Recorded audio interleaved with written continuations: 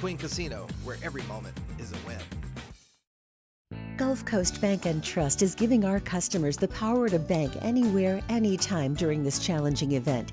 And we're right there with you. Our mobile banking app is a smart way to manage your money and time. Gulf Coast Bank and Trust, the bank that cares about you.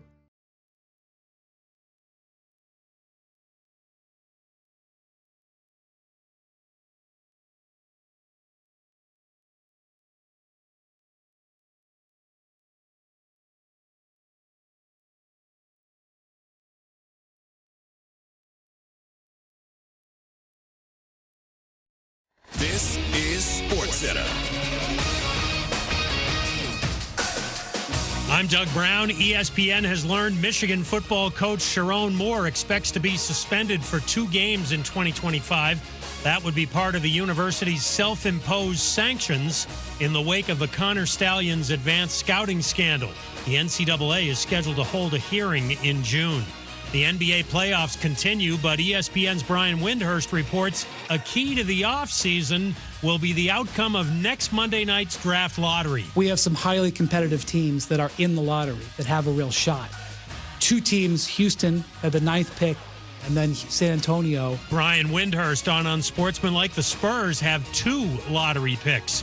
New Spurs president Greg Popovich speaks publicly today for the first time since his stroke 6 months ago. Popovich says he's getting better by the day, but not enough to stay on as coach. Mitch Johnson takes over. From the NHL, the Los Angeles Kings part ways with GM Rob Blake after 8 years. Tonight at 8 Eastern on ESPN, the Maple Leafs host the Panthers, Game 1 in Toronto.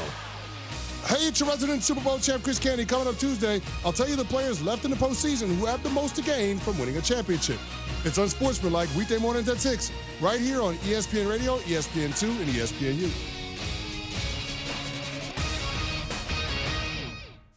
Matt Moscona. I'm very important. After further review. Say it one more time. After further review with Matt Moscona. And here we go. Live from the Mercedes-Benz of Baton Rouge studio. That's right. Woo!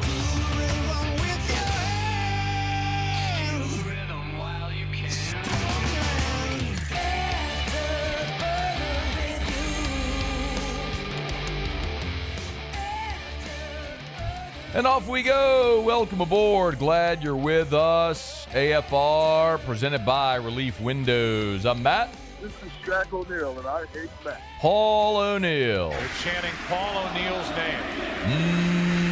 Yusuf. And Mr. Toby Tom Play.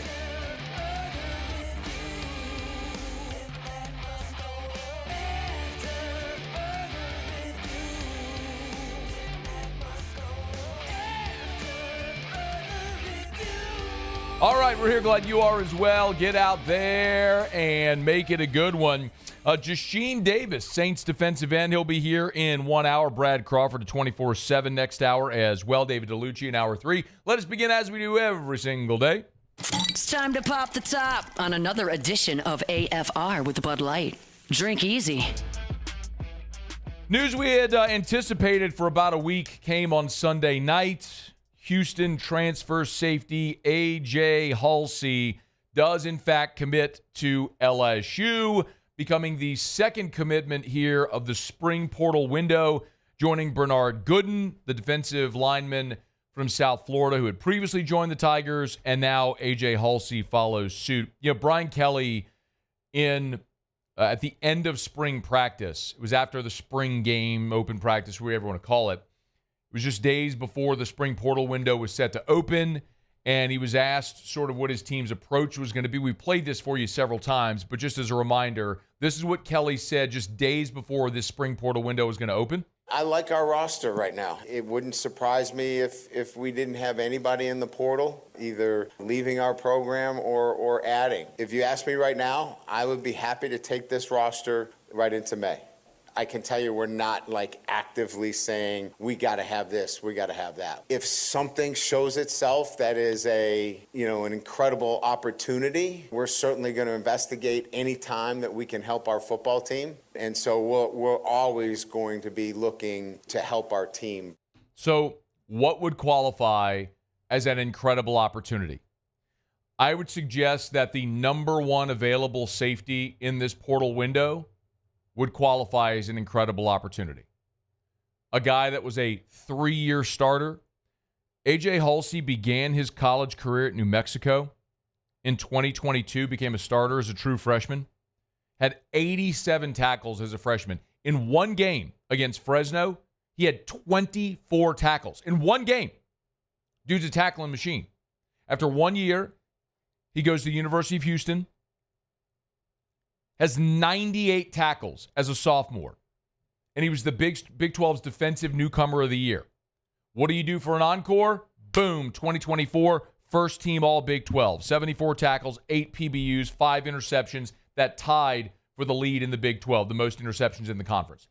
Yeah, I would say a 3-year starter who's got 36 games played and 259 tackles in 3 years, that qualifies as an incredible opportunity for a defense that was atrocious at safety a year ago. Look, in 2023, LSU's defense, as we know, was the worst in the history of the program statistically. Blake Baker comes in, and they went from the triple digits in all the major statistical categories to a top 60 defense, which is a dramatic improvement, but still not good.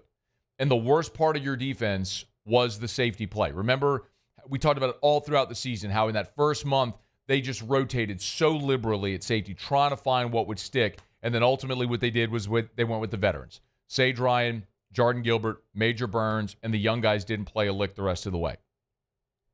Well, that was still your worst position group on the field. So what have you done? You've now added Tamarcus Cooley, who was a starter at NC State, and now you've added AJ Haulcy, who was a starter at the University of Houston, 3-year starter, both guys that are more productive. I know I've been asked the question, like, wouldn't you rather have the young guys step up and develop into that role?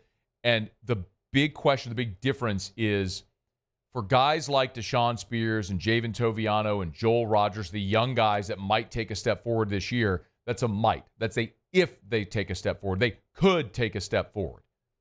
When you're talking about Haulcy and Tamarcus Cooley, you're talking about guys that are proven commodities at the Power 5 level. They are proven starters at this level. I'm not telling you AJ Haulcy is going to come in and be first-team All-SEC. I'm not telling you he's Caleb Downs. What I'm telling you is he already has put skins on the wall that's better than anything you had. So if you go into fall camp and Deshaun Spears realizes his physical potential and becomes a dude that you can't justify taking off the field, awesome. Awesome. But you don't have to take the risk that he doesn't get there. This is what the new era of college football allows. And if you want to be competitive, you go do it. And I also believe, by the way, like for context, when you look at Haulcy, I just told you, 36 games played, 259 tackles. The most experienced safety that's in 3 years. The most experienced safety LSU has on its roster returning is Jordan Gilbert, who in 4 years has played in 37 games with 134 tackles. So in one more game, Gilbert has 125 fewer tackles than AJ Haulcy. He's a dude. He's a tackling machine, a wrecking ball coming in here to play his final year of college. The other thing I think that is so important is I think this signals a shift in how LSU is building its roster. Follow me here. When Brian Kelly showed up, the portal was, in vogue. The way Brian Kelly talked about wanting to build his roster was to build through the high school ranks and supplement through the portal. Remember, when Kelly showed up, when Brian Kelly showed up, that was when they played the bowl game with 38 scholarship players, right? We've talked about that ad nauseum. Well, they had to go heavy in the transfer portal that year. They had to for numbers' sake. Like, you had to go get guys. So they added 15 players via the portal in 2022. Chief among them, of course, was Jaden Daniels. But after that year, in 22, they went from 15 a year later to 13. And then last year, they added 9 players via the transfer portal in 2020 before the 2024 season. Remember, that's what Kelly had said they wanted to do. They wanted to make sure that they were building through the high school ranks and just supplementing through the portal. So they were intentionally reducing the number of players they were taking via the portal. And so remember what that portal class was a year ago. That portal class was JVR Suggs, Gio Paez, CJ Daniels, Austin Osbury, Blake Oxendorf, Xavier Thomas, Jair Brown, Jordan Gilbert, and AJ Swan. Some of those guys played for you. I mean, Suggs was a good rotational interior defensive lineman. Paez played a lot for you. Daniels played a lot for you. But impact guys, it's not. You got bodies. You didn't really get massively impact guys. What LSU did this year, 18 portal additions. 18. This is already the most that they've added, and by far the most impactful players that they've added as well. And as Kelly's era was building, we constantly put a side-by-side of Brian Kelly and Lane Kiffin and how they were polar opposites and how they were building their program. Kiffin was the portal king, and he was going to get these massive portal classes every year. And Kelly was doing the opposite. And we kind of always ask the question, like, which is going to reveal itself as the right way, the proper way to build a roster in this era? And I think what we're learning is the answer is that the truth lies somewhere in between. When you lose a quarter of your roster every year, if you invest so many resources into the high school ranks, within 2 years, half your class is gone. So you've got to be more, not only bullish on the portal, but more impactful in the portal. It's not just bodies. It's got to be impact guys. And that's what LSU's doing here. They're all in to win. And it also, listen, remember 1 year ago, Brian Kelly made a statement that is now infamous, that's been played everywhere over and over and over again. It was 1 year ago. At this point of the spring transfer portal window, when they were trying to get Dominic Williams and what's the kid's name? Solomon. I can never forget it. Why do I always blank on this guy's name? It'll hit me. The kid from Michigan State who ended up going to Miami. Anyway, remember, this is what Brian Kelly said. Whenever those guys didn't end up here. We're not in the market of buying players, and unfortunately, right now, that's what some guys are looking for. They want to be bought. Thank you, Muse. Simeon Barrow. Why can't I ever remember that? It was like whenever we couldn't remember Kyle Parker and Jalen Brown. Oh, Lord. No, please no Kyle Parker, Jalen Brown. I know. That was a problem all throughout fall camp. And I was on a roll, too. Anyway, point is, Brian Kelly, 1 year ago, we're not in the business of buying players. 1 year ago, we're not in the business of buying players. Oh, yeah, you are. You weren't in the business of buying players, which is why you went 8-4. Your ceiling was definitively lower because you weren't willing to spend the money to go bring in impact guys. Oh, they bought players this year. Best team money could buy. Best team Brian Kelly could have bought in his entire career. He'll have it. So, with that expectations increase, as they should, and this team, the floor is much higher. But the question now for Brian Kelly it's not about talent. You got a fifth-year senior quarterback who'll be a second-year starter. You got gazelles on the outside. You got depth at running back. You went and got two plug-and-play starters on the offensive line. You're talented and deep across your defensive line. You got Whit Weeks and Harold Perkins both back at linebacker, and you have just flooded your secondary with talent. Incoming freshmen like DJ Pickett and transfer portal guys like Mansour Delane, AJ Haulcy, Tamarcus Cooley. Okay, now go win. Go win. Ohio State did it a year ago. They showed you the roadmap. You're trying to follow that roadmap. See if you can do it. The onus is now on Brian Kelly and his staff to get this group of players, which, I mean, you just turned over half your roster, to get them all to come together, to play well together, and achieve the ultimate goal, which is to win the last game in the playoff. But I'll say it again. The absolute basement, the base level expectation for this LSU football team, you have got to be in that 12-team playoff. If you are not, it is an abject failure. No other way around it. All right, y'all. It is After Further Review. Our show open every day is brought to you by Bud Light. Drink easy with the great taste of Bud Light. Man, I was over yesterday at Smoke 'em If You Got 'em, the event Clay Young puts on every year. And our friends at Mockler Beverage were great presenting sponsors of Smoke 'em If You Got 'em, which raises money for the Special Forces Charitable Trust. It raises money for to support our brave men and women who go to battle and their families. So the Special Forces Charitable Trust supports the spouses and the children of those brave men and women who fight or killed in action or are injured. So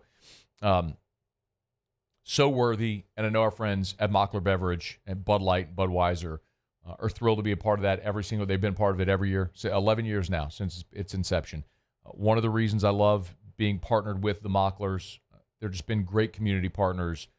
Love our country, love our military, love our communities, and so many ways that they can give back. They always do, and yesterday was another shining example of it. Drink easy with the great taste of Bud Light, the official beer of AFR. And remember, this Bud's for you.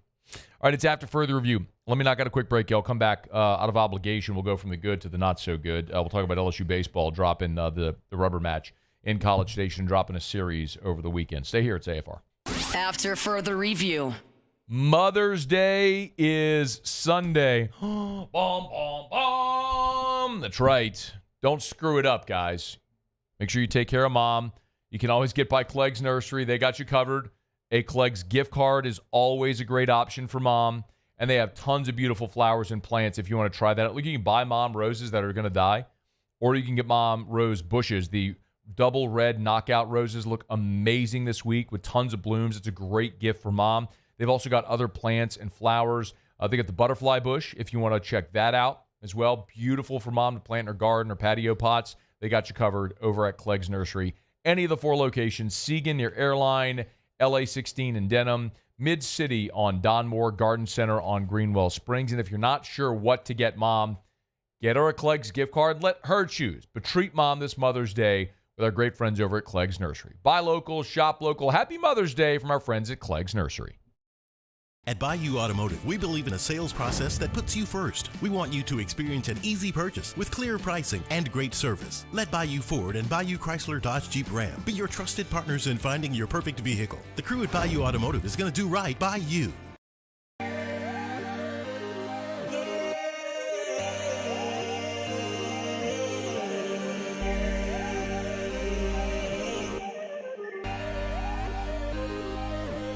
You gotta believe in a dream. Believe. You gotta believe in a dream. Believe. You gotta believe. My whole team on wild. Man, age is just a number. Don't let it dictate how you feel. Goodwood Men's Sexual Wellness has anti-aging services that can help you look and feel your best. Visit yourgoodwood.com and discover a renewed sense of vitality. These are the luckiest ice cubes in the world. They could have been a thankless bed for an all-you-can-eat salad bar. But instead, they've been called upon to cradle and cool a crisp, refreshing Dos Equis. Looks like the lucky just got luckier. Dos Equis. At Auctioner, we know healing is a team sport. That's why we've partnered with world-renowned orthopedic surgeon Dr. James Andrews to create the Auctioner Andrews Orthopedics and Sports Medicine Institute. Whether you're a professional athlete or a weekend warrior, our team of specialists are dedicated to getting you back in the game. So whatever your reasons are for reaching your personal best, we've only got one: you. Auctioner Andrews Institute. Long live you. Gulf Coast Office Products is a nationally recognized Savin office equipment dealer based right here in Louisiana. Over 100 employees strong, Gulf Coast has the boots on the ground to support all vertical markets, from education, engineering, legal, and finance. With the latest in office technology, from desktop to production segment units, Gulf Coast and Savin have the perfect fit for you. Call 225-756-2644. That's 756-2644 for Gulf Coast Office Products. At Atmos Energy, our Smart Choice solutions help customers save energy and emissions with rebates up to $500 off high-efficiency natural gas appliances, smart thermostats, and weatherization upgrades. Together, we're fueling our energy future.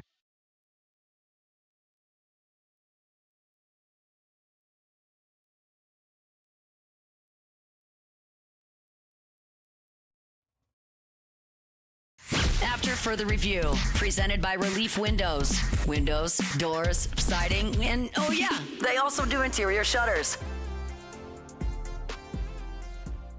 This is Larson, a ground ball knocked down at first by Cash. He'll step on the bag. And Texas A&M takes a huge series win, 2-1.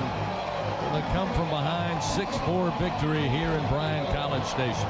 That's how it sounded on the LSU Sports Radio Network Sunday with LSU dropping the rubber match to Texas A&M 6-4. You stole one on Friday night against Tennessee with your 6-run bottom of the ninth, and you gave it right back on Sunday against Texas A&M. Tigers were 4 outs away from winning the series. You had Zach Cowan on the bump, and he couldn't hold it. Aggies put up a 4-spot in the bottom of the 8th, including a 3-run bomb by Caden Sorrell, and just like that, Tigers go home a series loser when it looked like they were going to come back from their Game 1 loss.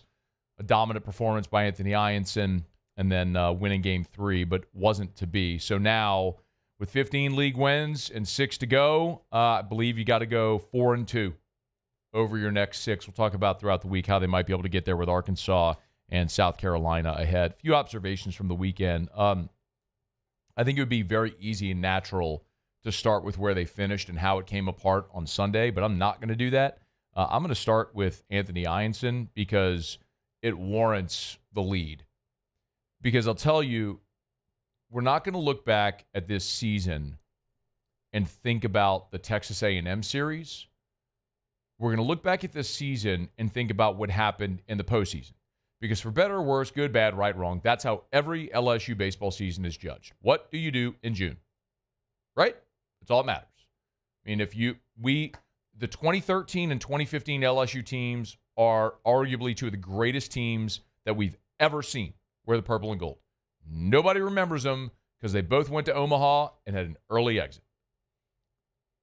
So what you do in June matters, not what you do at the beginning of May in a weekend in College Station. But Anthony Ianson, his emergence as a legitimate, dominant starting pitcher behind Cade Anderson, who's proven that all year, might be the thing that allows LSU to get where they want to go in June. You see, you can win in Omaha without 3 pitchers. You can do it. Ole Miss did it. Ole Miss won a national championship behind Dylan Dellucci and Hunter Elliott. Other guys pitched innings, don't misunderstand, but they had 2 dudes that paced them down that stretch and through the postseason. You can do it with 2.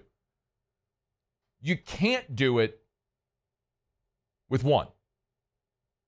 You've got to have a second.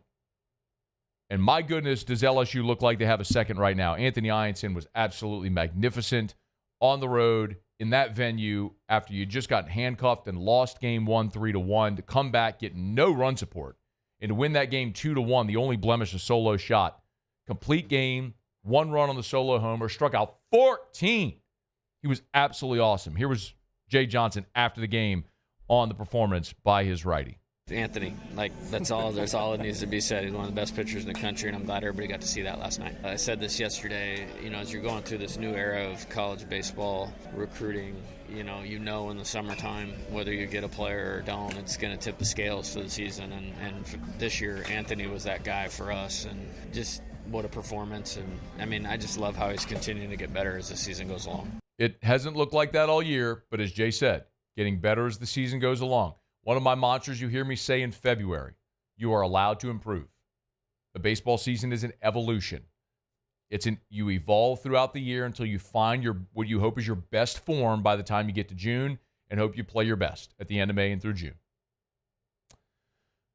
You needed it because it allowed you, that complete game allowed you to save Case and Evans for Game 3, which we all thought would tilt the advantage to LSU, but that's not exactly how it happened because LSU's bats went into the deep freeze all weekend. That's the other biggest observation right now is the offense is a problem. You scored 7 runs in 3 games. And it's one thing if it's a one-off. I could have argued that the sweep at Auburn was a weird one-off.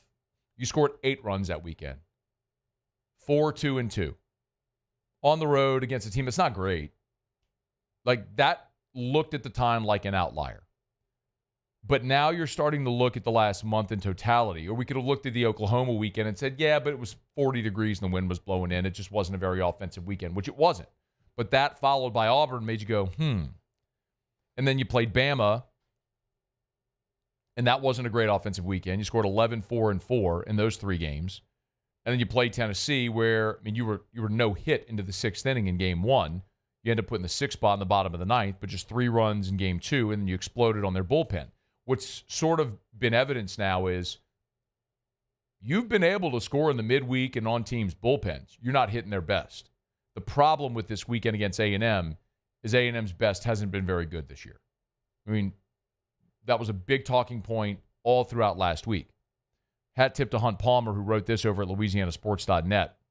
When you look at the runs scored against A&M throughout the course of this season, Elon scored 14. Kentucky scored 31. South Carolina scored 19. Alabama scored 14. LSU joins Cal Poly as teams to score 7 against A&M in a weekend, the fewest on the year. That ain't great. What's the answer? I don't know. Not the coach of the team. I'll tell you, I don't love the reactionary lineup changes from Jay Johnson. I look at baseball, and I know every time I start on something like this, I'm going to get the, you don't know ball, you're not the coach, he's won a championship. That's right, he has. And coaches aren't infallible, and I get paid to have an opinion, so I'm going to give it to you. And you can disagree with me, that's fine. I'm just giving you my opinion. Opinion that's large part been rooted and built by conversations I've had over the years with people who are very smart baseball people that I trust. Coaches, scout, players, all of them. Baseball, I look at it like the stock market. Ask any financial advisor. The worst thing you could try to do is time the market. You're jumping in and out. You're going to miss spikes. You're going to hit valleys. It's like the best thing to do is be consistent. Be consistent for the long haul, and long term, you're going to win. In baseball, when you have better players, and Jay Johnson has better players than every team they play except maybe Tennessee, stay consistent, and you're going to win way more than you lose. I'm not saying you ignore trends. I'm not saying there aren't roles at times for guys. What I'm saying is stay consistent. Derek Curiel all year has been your leadoff guy and your center fielder, and your left fielder, excuse me. He's been awesome. Chris Stanfield's batted in the 9-hole, been your center fielder. So Stanfield doesn't get on, or Curiel doesn't get on base in game 1. Stanfield has a miserable day at the plate, misplays 2 balls in the outfield. So what do? We drop Curiel to the 3-hole and move Curiel to center and Stanfield left. Like, why? Because now, maybe I'm psychoanalyzing here. Now what you're doing is acknowledging a problem instead of saying, hey, guys, shake it off. Like, you've done this for 40 games already this year, and you've been awesome. Bad day, let's go get him in game 2. Instead, there's this weird jumble. I mean, Josh Pearson gets 3 hits in the opener of the doubleheader, and then John Pearson is DHing in game 2. I get wanting another right-handed bat in the lineup. I understand that. They're going with 3 lefties. I understand. I don't understand John Pearson getting that start at this point in the season in such a pivotal game after you've lost game 1. Muse and I talked about it on Friday, didn't we? How many games are they going to play Jake Brown this weekend, Muse? How many? Yeah. I said 3. Said 3. I wish you were right. Like, with Jay. But I said he was going to start Pearson. Let's start Fry. Let's start Frying right. Brown starts 1 game. By the way, I think Jay, with a lot of the decisions, playing the matchups, thought he did really well. Going lefty-lefty with Laviolette, he was right all 3 times, right? He had 2 strikeouts. Yeah. And the 3rd time, Ware got a capper off the end of the bat. Swinging bunt, right? Bad baseball luck. Okay. You go to Cowan, and he gets the flare to shallow right with 2 outs. You get the weak contact flare, right? You think Jake Brown makes that play? It's a better chance. Undeniably a better chance. Better chance. And you know what? That gets you out of the inning. And Sorrell doesn't come up with a chance to homer to give A&M the lead. I'll never understand not having one of your best players in the lineup. I know I've beat this drum all year. A lot of you are sick of hearing me say it. I do not understand when you have a guy that is that talented, not having him in the lineup every day. It just doesn't make a lick of sense to me. He's your best defensive right fielder. He will make plays in right that Pearson and Fry cannot. When he gets on base, he has a chance to go to first or third on a single. He's got a chance to score from first on an extra base hit. He gives you power to all fields. It just doesn't make a lick of sense to me not having one of your best players in the lineup every day. And I think there are times where it hurts you. And I think I would make the case that hurt you on Sunday. It all felt very reactionary from Jay when you are what game? What was it? 49? Game 49? Game 49. 48 and 49. And you're so dramatically shuffling your lineup with the number 2 team in the country. It just, you can overthink things. And I think Jay did that this weekend. Now, the pitching strategy, going lefty-lefty against Laviolette, it worked. Bringing in Cowan when they did, it worked. He got the weak contact to right. It just, you had bad baseball fortune back-to-back, and then Cowan gave up the bomb. Well, you got 6 to go, y'all. 6 SEC games remaining, and, of course, you got a midweek tomorrow against Grambling. You play Arkansas this weekend. Arkansas is good, y'all. But Arkansas has lost their last 2 road series. They're a different team at home than on the road. They're 30-3 at home. They're 7-5 away. Their last 2 road series, they've lost at Georgia and at Florida. And y'all, Florida might be playing better now, but Florida ain't great. Georgia ain't great. 4-2. 6 games to go. 4-2. Get you to 19 league wins. You're a lock to be a top 10 RPI team. And I think you lock up a national seed before you get to Hoover. Got to scratch out 4 of these final 6 in league play. Boy, what an opportunity you let get away on Sunday in College Station. All right, it's After Further Review. We're brought to you by Parish Construction and Roofing. ParishBuilt.com, ParishBuilt.com. Hey, this weekend, we're proud to be sponsors of the Our Lady of Mercy Fair. So they had this, of course, Saturday was also Kentucky Derby Day. And so over at the Mercy Fair, they had a win-play show tent for the Kentucky Derby where people could bet on the horses and all that stuff. We were proud to sponsor that over at Parish Construction and Roofing. So you can go to parishbuilt.com. You want to see pictures of the tent. We're just thrilled to be community partners. And whenever we have the opportunity to do so, we love to participate. Parish Construction and Roofing, go to parishbuilt.com, parishbuilt.com. Commercial or residential roof repairs, roof replacements. We do it all, commercial or residential. As a matter of fact, our commercial roofing manager, Matt Pearson, was texting us yesterday, working Sunday on a job, finishing up a massive commercial roofing job. So whatever it may be, we can help. We have our own gutter crew. We offer soft washing as well. So whatever it may be, we'd love to help you out. We'd love the opportunity to earn your business at Parish Construction and Roofing. ParishBuilt.com, ParishBuilt.com. Do business with someone you know. Parish Construction and Roofing, ParishBuilt.com. All right, it's After Further Review. We're glad you're hanging out with us here. Let me knock out a quick break, okay? Our Monday shows are brought to you by Relief Windows. When we come back, go around the SEC. The president is interjecting himself into NIL, potential NIL legislation. This is wild. We'll talk about that when we return. And Saints undrafted free agent defensive end Jasheen Davis in 30 minutes. Don't you move. It's AFR. After Further Review. GLO, GlowResources.com, complete employer solutions. It's Cinco de Mayo, y'all. You're going to be celebrating. Go enjoy the day. Celebrate heartily. You know what else you could celebrate? Having people that make your business more efficient. That's what Glow Resources finds. And they have a 96% approval rating, a 96% success rate. In the very, very rare instances where the employee that they find for your business does not work, they'll do one of 2 things. They'll give you a prorated refund, or they'll find a replacement absolutely free. As a matter of fact, in all of the thousands of interviews that they've conducted, they have never, not once ever, gotten a negative review on one of their interviews. How about, just think about the sheer numbers and improbability of not having one ever go wrong. They know the questions to ask. They know where to look to find the right people. If you're tired of the inefficiencies in your business because of the lack of the right people, let Glow Resources help. They're online at glowresources.com, GLO, glowresources.com. Baton Rouge, New Orleans, Miami, Orlando, Houston, the Golden Triangle, offices all over. But home base is right here. It's Glow Resources. GLO, glowresources.com. There it is, the extra mile.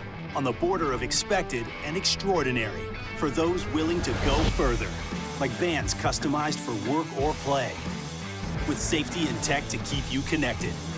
Supported by a 5-star sales, service, and finance team, and backed by the 1-star you know. So go the extra mile. It's never crowded, because so few have what it takes to go there. Mercedes-Benz Vans. Gulf Coast Bank and Trust is giving our customers the power to bank anywhere, anytime during this challenging event. And we're right there with you. Our mobile banking app is a smart way to manage your money and time. Gulf Coast Bank and Trust, the bank that cares about you. The Windsor Senior Living Community in Mandeville, Louisiana is a beautiful, vibrant apartment community geared towards seniors. They are nestled right in the heart of Mandeville, where seniors live a more carefree lifestyle in spacious apartments with the peace of mind that comes from having a little extra help. Call the Windsor at 985-624-8040 to schedule a lunch and tour. Come see how the Windsor can be your passport to peace of mind. ED, low T, or simply seeking to optimize your health and performance? Goodwood Men's Sexual Wellness offers a range of discreet services to address your specific needs. We empower men to reclaim their health and confidence. Visit yourgoodwood.com. Family owned and community driven. Service Chevrolet Cadillac, a legacy you can trust since 1972.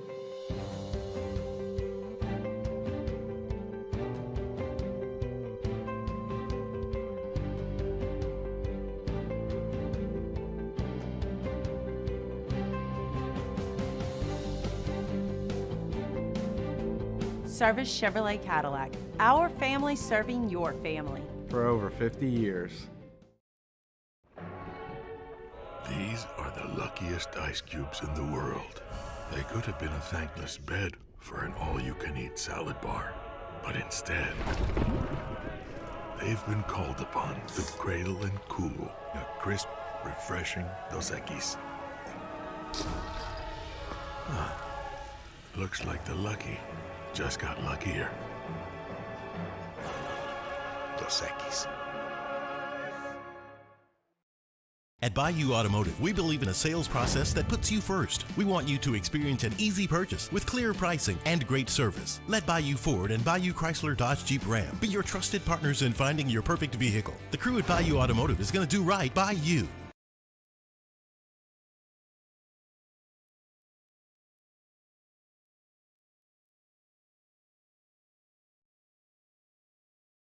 After further review, presented by Relief Windows. Windows, doors, siding, and oh yeah, they also do interior shutters.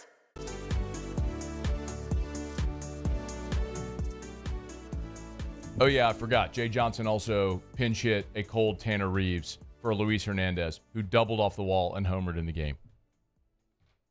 Yeah. Okay. You can overthink it. Like, you can overthink it. It's possible. Anyway. All right, it's after further review. I'm going to move on from baseball a bit. I'm going to get crushed. Muse, I'm going to get crushed. Like, because there's always, every time I ever say anything negative about strategy, it's always the you don't know ball crowd that comes out. And I know it, but it's like, there are some things that are, I say this all the time too. I think you agree with me, but it's like in baseball, it's a game of failure. If your strategy makes sense, I can live with the result. What I can't live with is when your strategy doesn't make sense. And pulling Hernandez, like, to play lefty-righty when Hernandez is on fire and you need offense, that doesn't make sense. No, I agree. I mean, Matt, the thing I would give you is look at A&M's top three in the order. They never changed them all weekend. They were 3 out of 31 heading into the 8th inning on Sunday. 3 out of 31. Never switched them. That's not really good. And they came through. Yeah, 3 out of 31 is not great. And they came through, 3 for 3 in that inning. So, I mean, dance with what brung you. Or dance with what brought you. I screw that up every time. It doesn't matter. And I really hated watching LSU lose to A&M while they were wearing red, white, and blue uniforms. Yeah, wear your colors. Wear your colors, idiots. Vanderbilt, you too on Sundays. You're an idiot too, stupid. Gosh. Wear your colors. And then the salt, like when Mississippi State will break out all black. Oh, the softball unis. This isn't softball. They're so bad. Tennessee's black jerseys they wore on Sunday. I hate Tennessee's black uniforms. I hate Tennessee's smoky gray uniforms. Those are awful too. Yeah. And you know what's the worst about those? Those are bad. They sweat through them, and you could see You can see ass sweat all everywhere. Those are really bad. If I was a player, I would object. Yeah. I'd be like, Coach, this is making me look bad, Coach. Especially if you're the pitcher, because then everyone's just looking at your butt the whole game, like your swamp. Can I say swamp ass? Your swamp ass. I think you can. They're looking at your swamp ass the whole game. Yeah. Those are terrible. Who came up with that idea? It's like who came up with the cotton Major League Baseball jersey uniforms last year when you were seeing people's.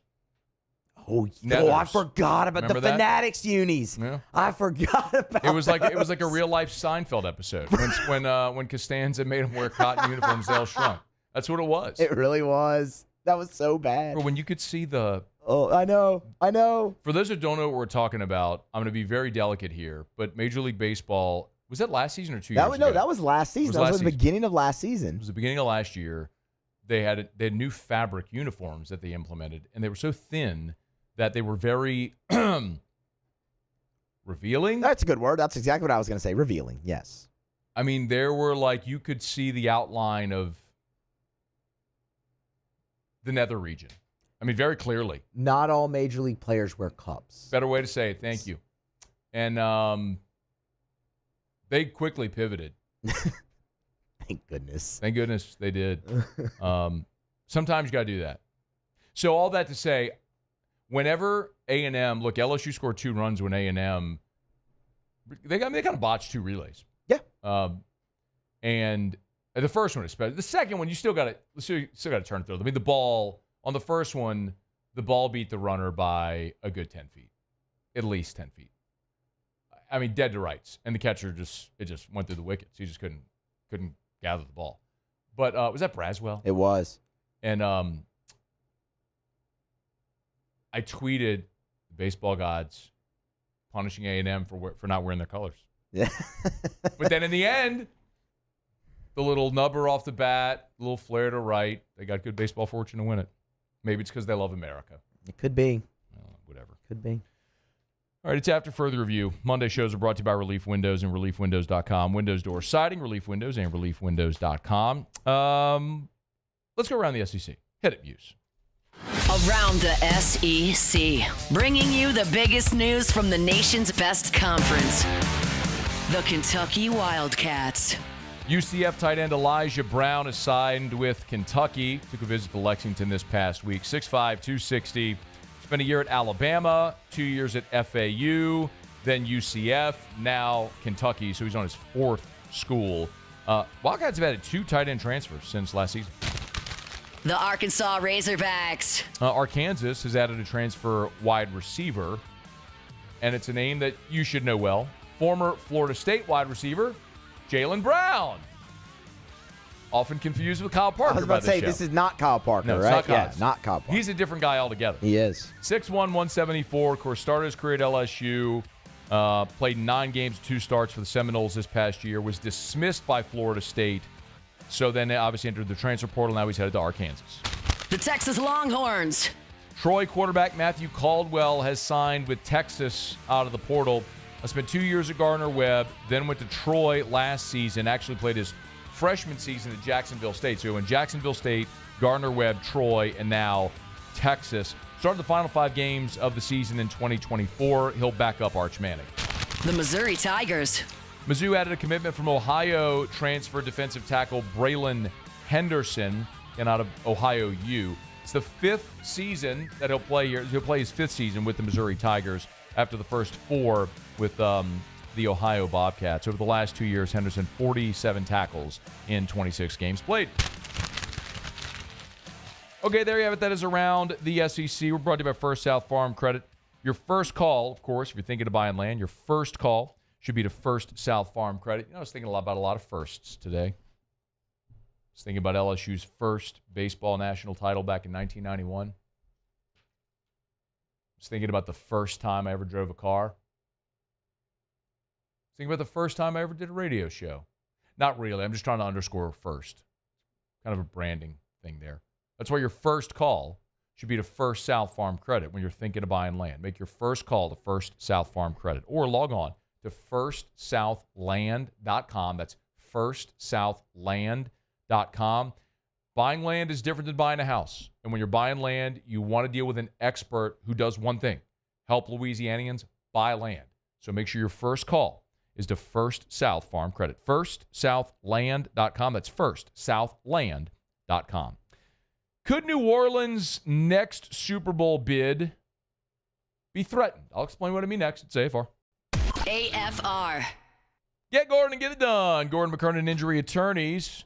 You've been injured in an accident. It's not your fault. Do what injured people in our state have done for more than 30 years. Get Gordon and get it done. You can always go to @GetGordon on any of the social medias, @GetGordon. Love reading great reviews for all of our great sponsors. How about this one of Gordon's team from Jared S. Said, I don't brag about my accident injuries, but I do brag big time on Mr. Gordon himself. Definitely recommend Gordon if you're injured. Please give them a try. You won't be disappointed. Another 5-star review for Gordon McKernan Injury Attorneys. If you've been injured in an accident, it's not your fault. Do what injured people like Jared and our state have done for decades. Get Gordon and get it done. Also, remember, great content out right now. You can find it from courtesy of The Garage. That's Gordon's new podcast studio. Great sit down with LSU women's basketball coach Kim Mulkey, who's been a member of the G team now for some time. Of course, you want to go check out that convo or any of the convos. Go to getgordon.com. Get Gordon. Get it done. You work hard every day to pursue a life you love. You put in the time, and it shows. You're forging ahead, chasing a dream, creating something better for the ones you love. You're building your own life. So why not build your own tractor? With John Deere tractors and attachments for almost any need, the Sunshine team can help you do just that. Check out our current promotions and learn more about what it means to be powered by Sunshine at sunequip.com. At Bayou Automotive, we believe in a sales process that puts you first. We want you to experience an easy purchase with clear pricing and great service. Let Bayou Ford and Bayou Chrysler Dodge Jeep Ram be your trusted partners in finding your perfect vehicle. The crew at Bayou Automotive is going to do right by you. Baton Rouge's home for real rock. It's Eagle 98.1. Foo Fighters. Led Zeppelin. AC/DC. Pearl Jam.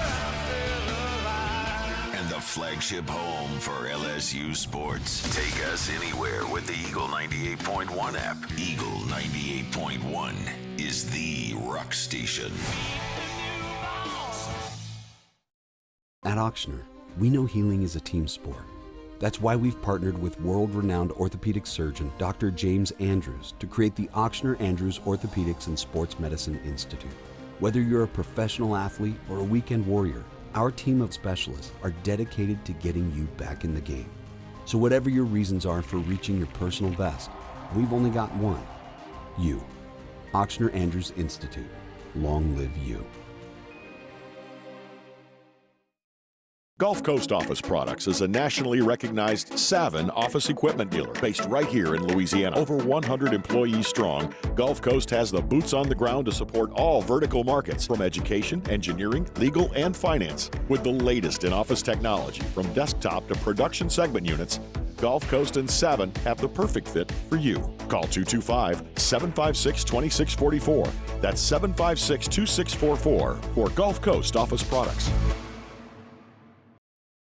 Family owned and community driven. Service Chevrolet Cadillac, a legacy you can trust since 1972.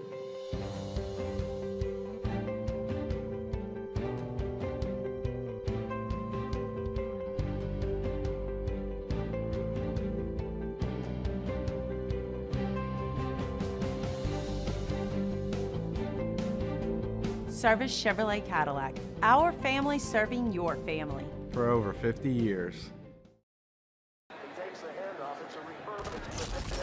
When you can't rely on technology, you can rely on Mountain Cold.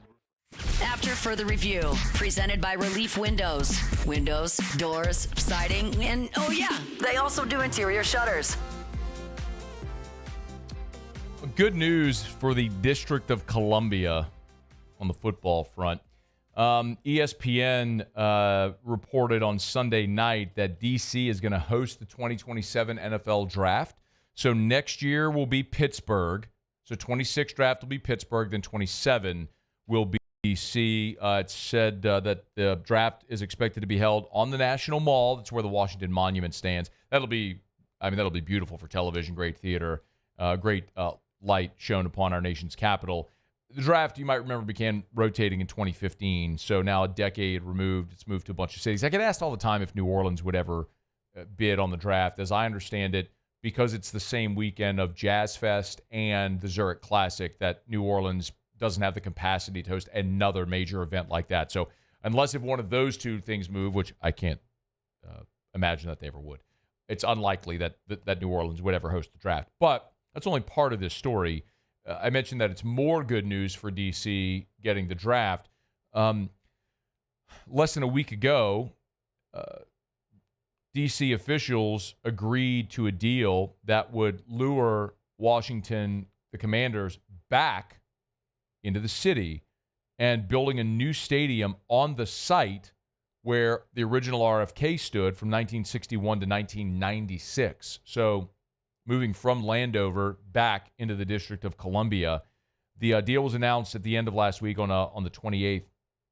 And so it's a $4 billion deal for a new stadium. The Commanders will pay $2.7 billion of it. It's got to be approved by the D.C. Council, but the team will pay $2.7 billion, and D.C. will pay $1.3 billion toward the stadium.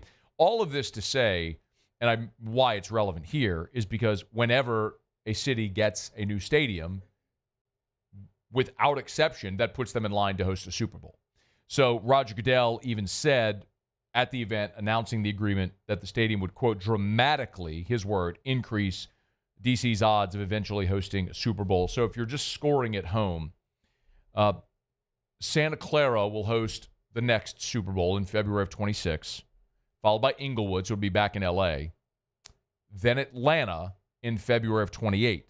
So the next Super Bowls that are open are 2029, 2030, 2031, so on.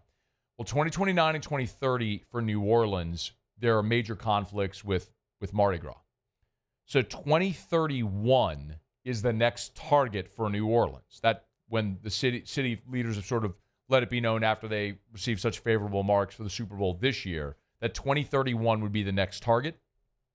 And after more than a decade between each of the last two Super Bowl appearances, of course, from 2001 to 2012, then to this year and 2020, the 2024 season, you went 11 years, then a dozen years between Super Bowls. Hopefully, it won't take that long, but D.C. building a new stadium would certainly put them in line. Now, we don't know when that they're going to break ground, when that stadium would be built, would be open, but you better believe within the first 2 years. I believe the stadium has to be open for a year before they could host Super Bowl. That was the thing with Inglewood, and it was SoFi. So you're talking about possibly overlapping with New Orleans' likely next bid. So I hope it doesn't come to that. It's also worth noting Chicago. The Bears are looking at building a new stadium as well, and that could put another one in the pipeline. So for New Orleans, we know New Orleans and Miami and L.A. and Arizona and Vegas, they're going to be preferred destinations for a lot of obvious reasons. But when you have cities build new stadiums, they're going to be in line for a Super Bowl. I mean, Detroit's gotten Super Bowl, Minnesota, Indianapolis. I mean, these cities, New York, have gotten Super Bowls. I mean, Chicago and a Super Bowl in Chicago in February sounds absolutely absurd. D.C. in February is absurd. But if you have a roof on the stadium, I don't know what the plans are. If it'll be an all-weather venue, or if it'll be it'll be a roof or retractable, whatever they do. But the idea of an open-air Super Bowl in D.C. in February feels absurd, but it's what we might be headed for. So we'll keep an eye on it because it could impact New Orleans in their next bid for a Super Bowl. So we'll keep an eye on it. All right, it's after further review. We're glad you're with us. Love telling you about South Point Volkswagen. Airline just north of Highland or southpointvw.com. New and certified pre-owned in Baton Rouge and online at southpointvw.com. I tell you every day the safety features of a Volkswagen. It's the thing that gives me tremendous peace of mind every day when I put Drew in his car seat, when Erica drives away in her Volkswagen. We're a Volkswagen family, and you will find the model that fits your lifestyle for whatever it is that you're looking for. If you need the full-size family SUV, the Atlas 3-row 7-seater family SUV is great. Erica and I each had an Atlas. I traded mine in, got the Atlas Cross Sport, which takes out the third row. Little shorter, sleeker design, but all the great technology in it. You can find it, search the inventory at southpointvw.com. There's a new and a used tab at the top. You can search all the inventory. And remember, if it's on the lot, it's online at southpointvw.com. You're not seeing factory photos. You're seeing photos of the actual vehicle that's there on the lot on Airline Highway just north of Highland. southpointvw.com. South Point Volkswagen. What's your direction? All right, y'all, it is After Further Review. Glad to have you hanging out with us here. Saints defensive end Jasheen Davis will be here coming up after the top of the hour. Brad Crawford at 24/7 Sports will be here as well. Something to file away that will follow. Nick Saban last week apparently had a meeting that was organized by former Auburn coach and now Senator Tommy Tuberville. Nick Saban had a meeting with Donald Trump about NIL, and apparently Saban implored President Trump to intervene with NIL, and Trump is apparently considering an executive order that would upend all the years of legal battling involving NIL. Now, what degree of power an executive order would have over NIL still remains to be seen. The courts have obviously been in the midst of this as well, but it is worth mentioning that the president throughout his tenure has threatened to pull federal funding from schools that don't comply with certain federal mandates. So the NIL piece of all this in the House settlement is just transformative for college athletics, as we all know, and the president might well now be engaging in those conversations. So not a lot to add right now, but as that develops, we'll certainly talk about it here on AFR. It's a Monday edition of AFR presented by Relief Windows. Hour 2 is next. AFR. Hey, remember, we're getting into the wet weather months, rained over the weekend. If you have or think you might have mold, if you had water intrusion, you're probably going to need remediation. Remember Parish Restoration? Go to parishrestoration.com, parishrestoration.com, parishrestoration.com. You can schedule a free consultation right there on the homepage of the website. But at Parish Restoration, what they do is pretty simple. They'll come to your home and spray patented, non-toxic dry fog. Just think about the difference between a dry fog and a wet fog. Well, dry fog, it's pretty self-explanatory. You don't have to remove furniture or pull up carpet or cut sheetrock. They're going to come in and spray their patented, non-toxic dry fog, so it's safe for everything in your family. They'll spray, let it dwell, it'll kill the mold all the way down to the spores, dozens of other harmful pathogens, including odor. And as soon as the fog dissipates, boom, you're back in free and clear. Learn more at parishrestoration.com. Again, that's parishrestoration.com. There it is, the extra mile, on the border of expected and extraordinary for those willing to go further, like vans customized for work or play, with safety and tech to keep you connected. Supported by a 5-star sales, service, and finance team, and backed by the 1-star you know. So go the extra mile. It's never crowded, because so few have what it takes to go there. Mercedes-Benz Vans. Gulf Coast Bank and Trust is giving our customers the power to bank anywhere, anytime during this challenging event. And we're right there with you. Our mobile banking app is a smart way to manage your money and time. Gulf Coast Bank and Trust, the bank that cares about you. These are the luckiest ice cubes in the world. They could have been a thankless bed for an all-you-can-eat salad bar. But instead, they've been called upon to cradle and cool a crisp, refreshing Dos Equis.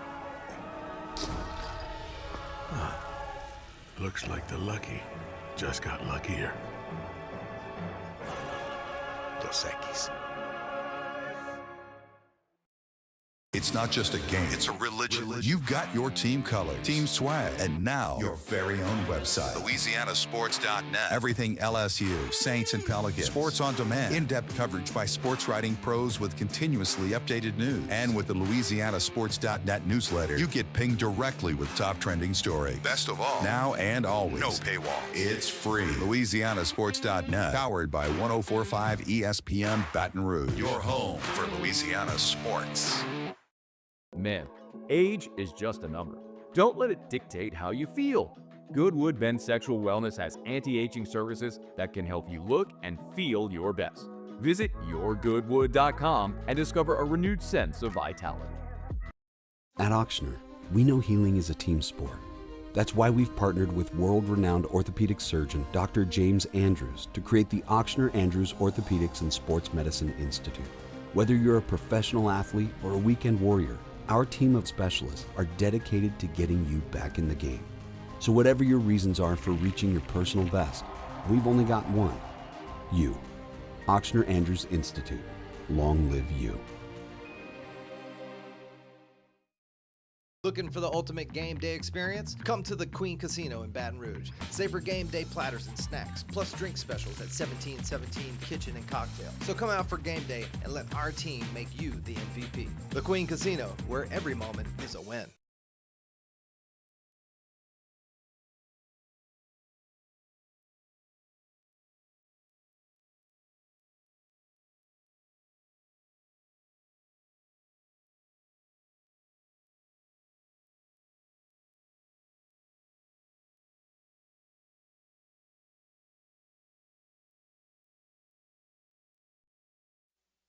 This is SportsCenter. I'm Doug Brown. As part of Michigan's self-imposed sanctions in the Connor Stallions advanced scouting scandal, Wolverines football coach Sharon Moore is expecting to serve a 2-game suspension in the fall. The NCAA could add to that suspension. The Celtics and Knicks play Game 1 tonight in Boston. The Thunder and Nuggets play Game 1 in Oklahoma City. The Warriors will start their series with the Timberwolves tomorrow night after a Game 7 road win in Houston.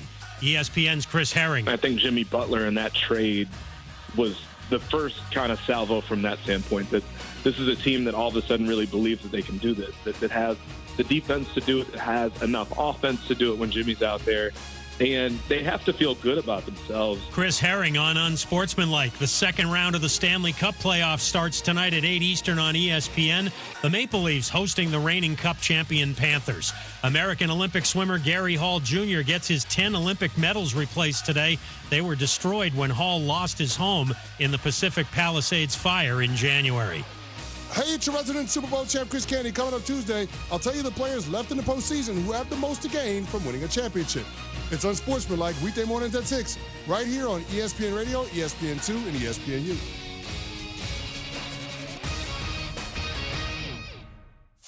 Matt Moscona. I'm very important. After further review. Say it one more time. After further review with Matt Moscona. And here we go.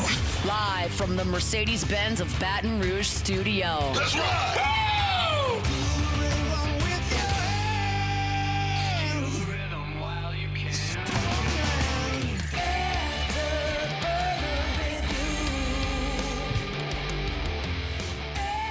Hour 2, off we go. Welcome aboard. Glad you're with us. AFR, presented by Relief Windows. I'm Matt.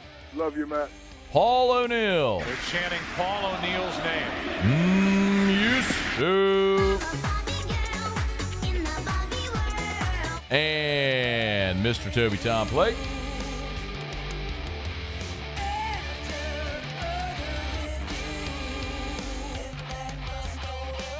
All right, we're here. Glad you are as well. Get out there and make it a good one. Talk to Brad Crawford from 24/7 Sports here in about 15 minutes from right now. Saints going to begin rookie minicamp later this week, and this guy is going to be part of the proceedings for the Saints. Jet sweep going nowhere. Jaheim Bell, a little flip forward, and he was met by Jasheen Davis in the back. Jasheen Davis is probably, of all the players I've coached at Wake Forest, might have one of the best motors. That guy just goes from the start of the snap to the end of the whistle. He has a tenacity and intenseness that he just never, ever quits on a play. And he's developed into being an outstanding pass rusher, a good leader, and just a really strong overall football player. That was Dave Clawson at ACC Media Days before the 2024 season about Jasheen Davis. Goes by JD. He's a New Orleans Saints defensive end. Good enough to join us now. JD, it's our pleasure, man. How are you? Yes, sir. I'm good. Appreciate you for having me. Man, we appreciate you for taking a few minutes here. Hey, you hear your coach talk about your motor. Of all the guys he's coached all those years at Wake Forest, the best motor he's ever seen. You hear that. What do you think? Well, it's an honor, to hear that from Coach. He recruited me out of high school, so, the fact that he took a chance on me, he recognized, my talent, and to go there at Wake and, to fulfill everything that, that I was set up to do. And just to have a coach like Coach Clawson, there watching over me and, just giving me the tools in order to be the best version of myself, whether it was on the field or off the field. So, yeah, it was just, it was an honor to, hear him speak highly about me because, at the end of the day, he was my head coach and he gave me the opportunity to play at an institution like Wake Forest. So, I was blessed enough to, leave an impact there. 25 and a half sacks, 51 TFLs, third in school history in those numbers. Yeah, dude, I'd say you left a pretty big impact there. But you also signed during the COVID year. Did you think with COVID, when your freshman year was the COVID year, that may change your path through college instead of staying at Wake for 5 years? Did the COVID year disrupt anything for you? I feel like maybe it just gave me an extra year, to be honest. That first year, that COVID year, it was just like a free year. So, being a true freshman, I was able to, go through the transition without having to worry about, too much playing time. Because I feel like that allowed for me, to get acclimated, for moving out of state from the state of Georgia to North Carolina, my first time being on my own.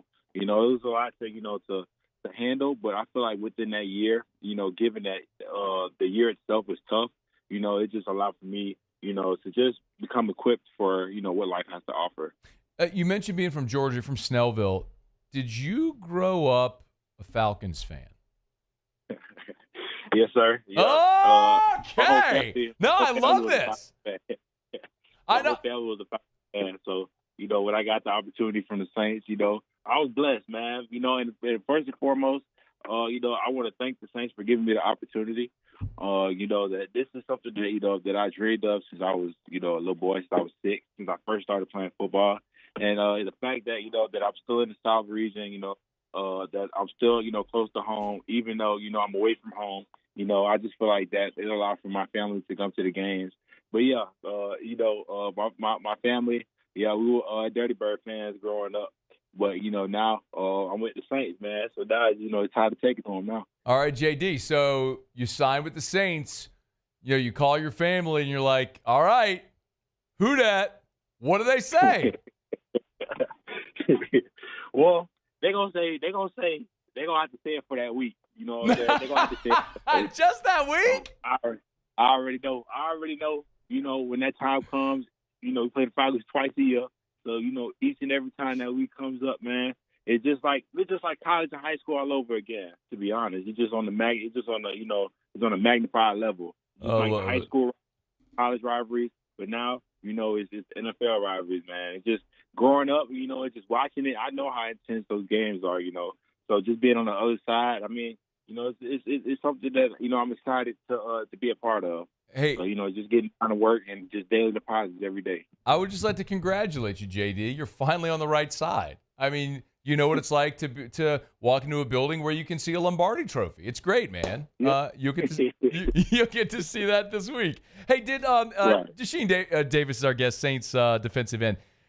Did you have a lot of contact with the Saints throughout the whole pre-draft process? I've spoken with them a couple of times, but I wouldn't say like a lot of contact. I've spoken with tons of teams and stuff like that.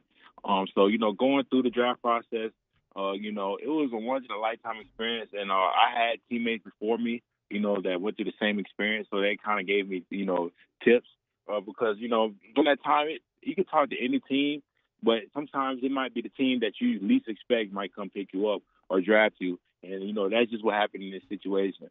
And at the end of the day, what I'm saying, it's an opportunity that I can't wait to, to take advantage of. So I'm just ready to get to work. Yeah, man. It's so if I asked you, the minute before the draft started, if I said, all right, JD, like true serum in the veins, where do you think you're going to land? Based on all the pre-draft meetings, convos, everything, like where did you think you were going to go? Well, that's a good question.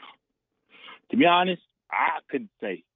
Because it was like I could have ended up in Jacksonville, could have ended up in California, Ohio. Like, it just could have been anywhere. Like I said, I spoke to, tons of teams and stuff like that. So I can't really, dial in exactly. But, I mean, I ended up in the South, ended up in Louisiana. You know what I'm saying? Yeah, so man. It's my first Louisiana. So it's going to be an experience. But, I know it's going to be a great experience. Did your phone ring during the draft? Not really. Okay. But it was just antsy, during that draft time, man, it just, it was a once-in-a-lifetime experience, I had all my family, my friends there, To be honest, I was kind of, disappointed, not getting drafted or whatever. But like I said, the Saints, called right afterwards, and, they gave me the opportunity, and I'm ready. So, and Jasheen Davis is our guest, edge out of Wake Forest, one of the greatest pass rushers in the history of that program, now with the New Orleans Saints. So whenever, my audience has heard me say this a bunch, JD, but whenever the draft ends, like you got like 10 minutes. You know what I mean? Like the phone's ringing, you got to decide where you're going to go. So you and your agent, I'm sure, already had your plan mapped out. But how many teams called? Who were you deciding among? And ultimately, what was it with New Orleans that led you to pick them? Well, for one, I just feel like that New Orleans, looking at their depth chart, I feel like that, I had an opportunity, to come in and, just to make a name for myself.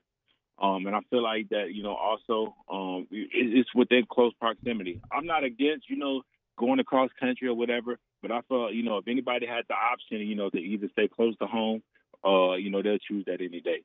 So I feel like that, the Saints, it was just a perfect opportunity for me. And plus, we're still in the NFC South, so we get to play the Falcons, you get to play, Tampa and all those, those cities and those nearby states, you know what I'm saying? So it just allowed for, my family to come to the games, my friends and everything. So I just feel like that, the Saints was just, the best option for me. Dude, I love this NFC South energy, man. This is so good, bro. I can't wait to see how this is going to play out, man. So did you get a chance to talk to Brandon Staley, anybody on the Saints coaching staff about role and fit within the defense or anything like that? Oh, no, not yet. But okay. As as you get closer to when I get down there, I'm going to get a chance to get in contact with all the coaches, I've spoken to one, but we just did, like the introductory things and everything. So once I get down there, I'm going to get plugged in and everything, regardless of whatever position I play. At the end of the day, it's football. And, now it's just opportunity, just to play at the highest level. And, man, it just, it's the same goal in a new environment. And, that's just the number one thing, just to make a name for myself. I feel like, I had to do that all my life. But now, it's just ground zero, square one. And like I said, the Saints, I'm thankful that, they gave me the opportunity, to even have the chance to play in the NFL, because it was a lifelong dream. But now that I'm here, I'm just trying to stick. So that's the main goal. JD, what do you think you have to work on the most between now and training camp to make the team? I would just say the speed of the game. Now, you're going from 18 to 22-year-olds to, at least at minimum 23 to 40-year-olds. So, just understanding, the different elements of the game that makes, good players into great players.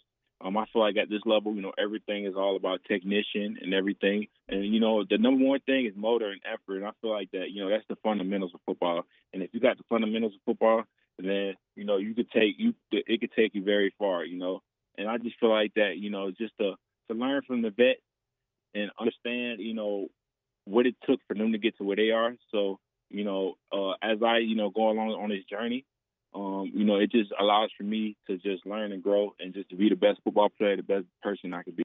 Man, I know you went to Shiloh. That's where David Pollock went to high school, man. You ever, you know him? You ever get talk to him, see him play or anything? They got like shrines to David Pollock at Shiloh, retired jersey or anything? I mean, the only thing that I have seen from David Pollock was just, that he'd be on TV and everything, but I haven't really spoken to him personally or nothing like that. But I go to my high school, I'm actually at home right now, and I went to my high school the other day. So, I like to go back, just to check in with my coaches and everything, just to see, how the school's up and running. You know what I'm saying? Because I haven't been there like 5-6 years now, being that I was in college and everything. So now just being back home for the meantime, it's just good to be back in my environment, back in my area. Yeah, man. You said you've never been to Louisiana. No, sir. I never been to Louisiana. Well, man, you have some bowls of gumbo when you're here next week. You can eat good down here, man. It's going to be great. Get ready for it. JD, Jasheen Davis, Wake Forest defensive end, now New Orleans Saints defensive end, Jasheen Davis, be at rookie minicamp this weekend. Hey, man, best of luck to you throughout the process. We can't thank you enough for taking a few minutes today, man. Yes, sir. Like I said, I appreciate you guys having me on the call. And, best of luck to you guys, too. Thank you. Thank you, man. It's our pleasure. Jasheen Davis out of Wake Forest. Dude, you look at the numbers. Undeniable, man. Over the course of his career, more than 50 TFLs, 25 and a half sacks. Dave Clawson said the best motor on any player he's ever coached. When you're talking about a Saints defense that was bottom of the half of the league last year at rushing the passer, you need edge rushers. Well, there's one with a ton of skins on the wall who's got the size as well. 6'3", 270 pounds. Let's see if we can go get it, man. That's one to watch. All right, it's after further review. LSU football landed another transfer, the number one portal class, and Brad Crawford from 24/7 thinks very highly of this 2025 Tiger team. He'll join us next on AFR. AFR. I love telling you about Action Industries and the Advanced Turnaround Group. Look, we all know you live in Louisiana. The petrochemical, the refinery markets, those plants up and down the river, they mean so much to our state's economy. They allow our communities to thrive. So many of your relatives, friends, neighbors, work in those plants and support their families that way. Well, Action Industries does work in those plants. And you know as well as I do, you don't get hired inside the fence without an exceptional safety record and doing great work. Action Industries, their safety record beats the industry standard. And look, when you rely on repeat business, when you're around for 43 years, it means you've been rehired a lot. It's Action Industries. And of course, the Advanced Turnaround Group is the turnaround arm of Action Industries. Learn more. ActionIndinc.com. At Bayou Automotive, we believe in a sales process that puts you first. We want you to experience an easy purchase with clear pricing and great service. Let Bayou Ford and Bayou Chrysler Dodge Jeep Ram be your trusted partners in finding your perfect vehicle. The crew at Bayou Automotive is going to do right by you.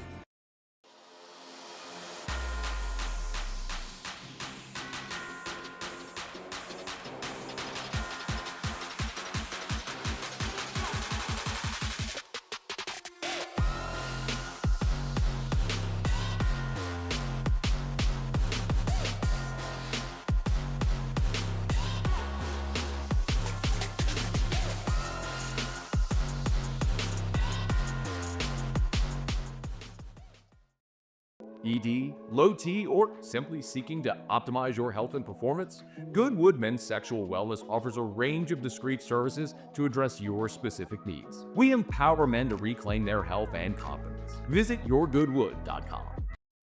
Family owned and community driven. Service Chevrolet Cadillac, a legacy you can trust since 1972.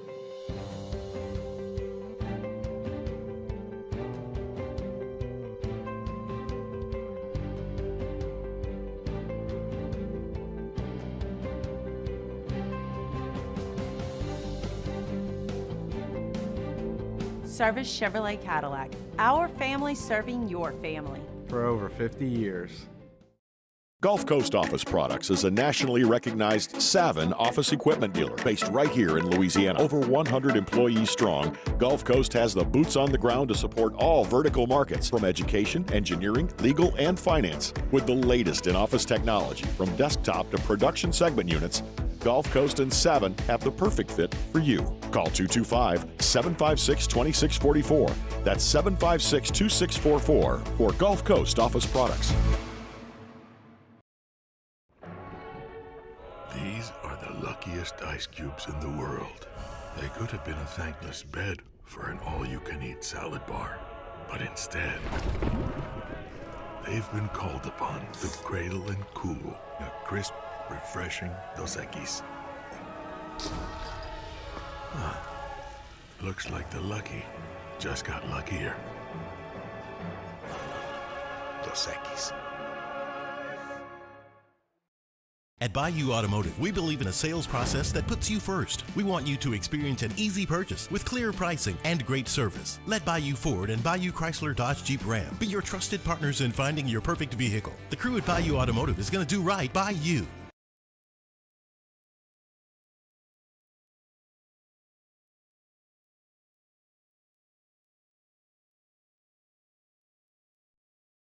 After further review, presented by Relief Windows. Windows, doors, siding, and oh yeah, they also do interior shutters.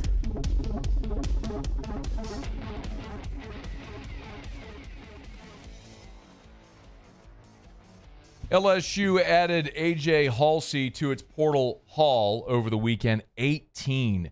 Either the number 1 or number 2 portal class in the country, depending on whatever service you look at. Well, Brad Crawford's with 24/7 and CBS Sports, and he sees what a lot of us see, which is probably the most talented roster Brian Kelly's ever had. He's got a nice piece up right now. If you want to go read it, we'll make sure we tweet it and link it out there. Pressure mounts on Brian Kelly as LSU secures 2025 transfer portal haul that must yield championship results. Brad, we appreciate you as always, man. How are you? Thanks for having me, man. Looking forward to the season, and glad transfer portal season is pretty much over. I know, man. Does it ever actually end, though? Even when the portal window's closed, there's still guys that could pick schools, and you got grad transfers. It never really stops. Yeah, I think for now the remaining best available is G5s to other G5s. So I think within the SEC, all the big dogs have signed. What do you think, as you define a season that must yield championship results, what would you define as acceptable, quote-unquote, championship results for LSU in 2025?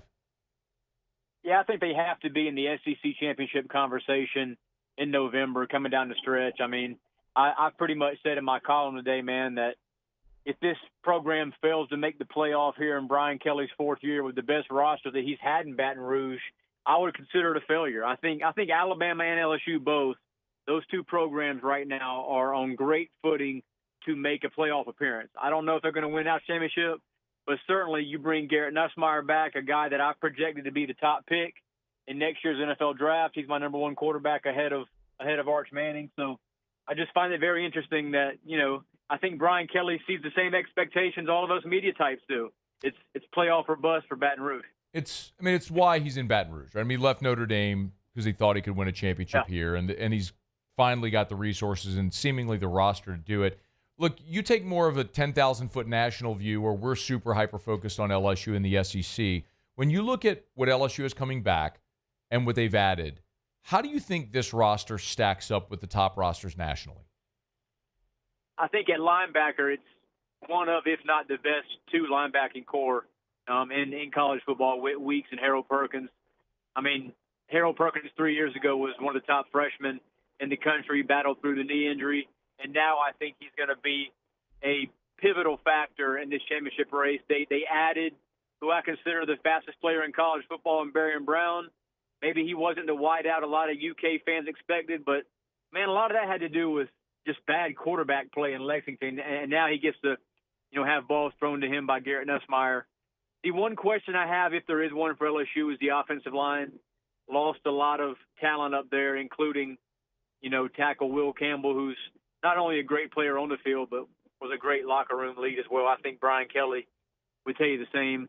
And then Caden Durham back at running back, a guy that I think will have 200-plus carries and get to that 1,000-yard mark. So I like every position group for LSU. I haven't mentioned both the new edge rushers and, Pyburn from Florida, who I don't understand why Florida didn't match LSU's offer or even exceed it to keep their best edge rusher. That was a huge loss that no one is talking about in Gainesville. Brad Crawford is with us. He's on Twitter at bcrawford247. Give him a follow there. I agree on Pyburn too. He's got psycho energy, which is It's like, boy, you need that on your roster. He brings it. You mentioned you got Nuss as the best quarterback return in college football, the number 1 prospect for next year. What is it about Garrett that you like so much?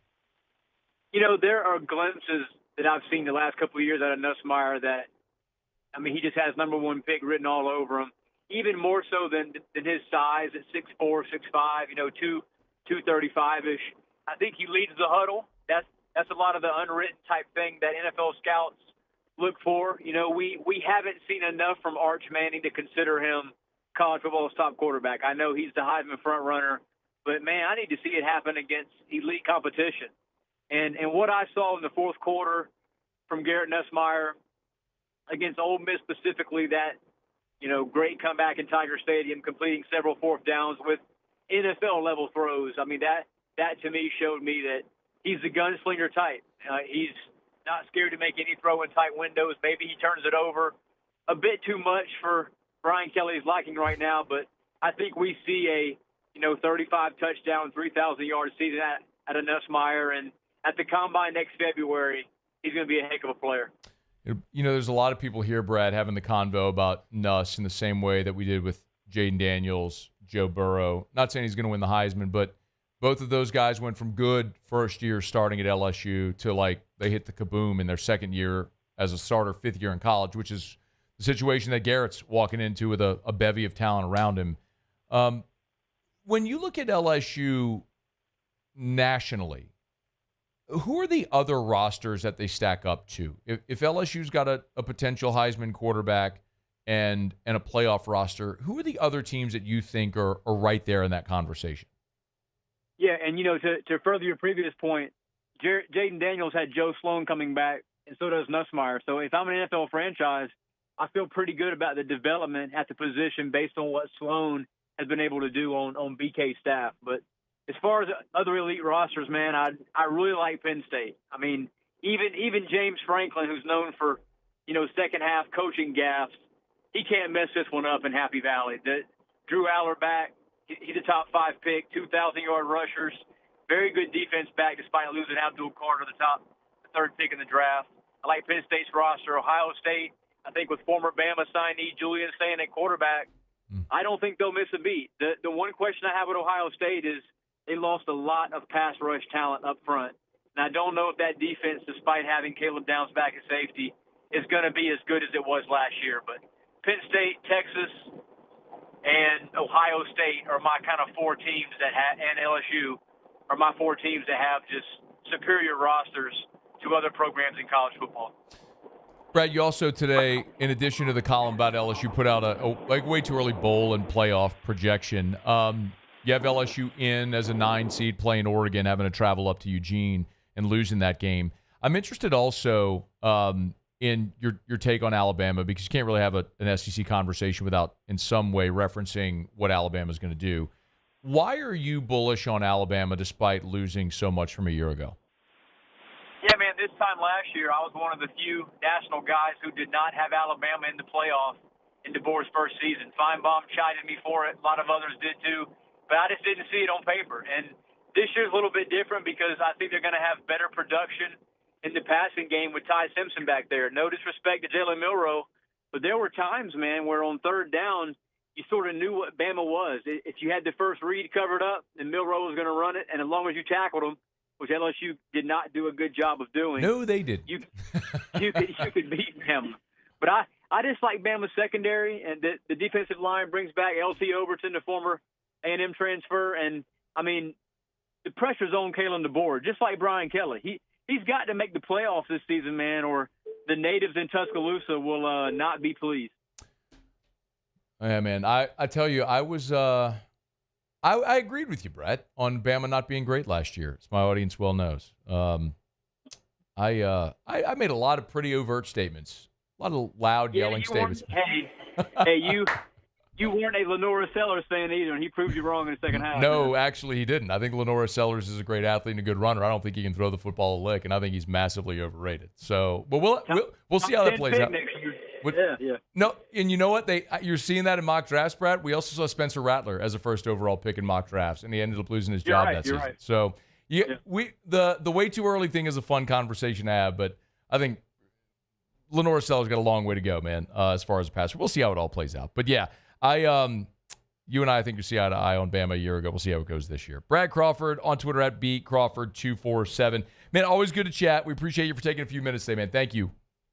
Thanks a bunch, man. Yeah, but it's our pleasure. Go read his stuff over there. We'll make sure we link the article. I'll retweet it and everything as well. So he's got a really good column today up about Brian Kelly and heading into this year being a champion. It's always good to get that. We talk about it so much, but sometimes it's good to get a third party perspective on on the team that you cover or follow, to see what someone other than what you say, what you see every day thinks about what you say. So anyway, Brad's got a good column up. Here it is right here. I'm going to go retweet it right now. So I just retweeted. So if you want to go follow Brad on Twitter, you can do it. I just retweeted his column. So it's a good piece, good perspective. And I don't think he's wrong. This is the year where I think Brian Kelly's got to make that move. And if he doesn't, because you're going to lose so much from this team, you're going to lose Nuss, and you're going to lose Aaron Anderson and Xavier Thomas and Nick Anderson and Berrien Brown and Bauer Sharp and all of these transfers that are all effectively one-year mercenaries. All the guys you just brought in, they're gone after 1 year.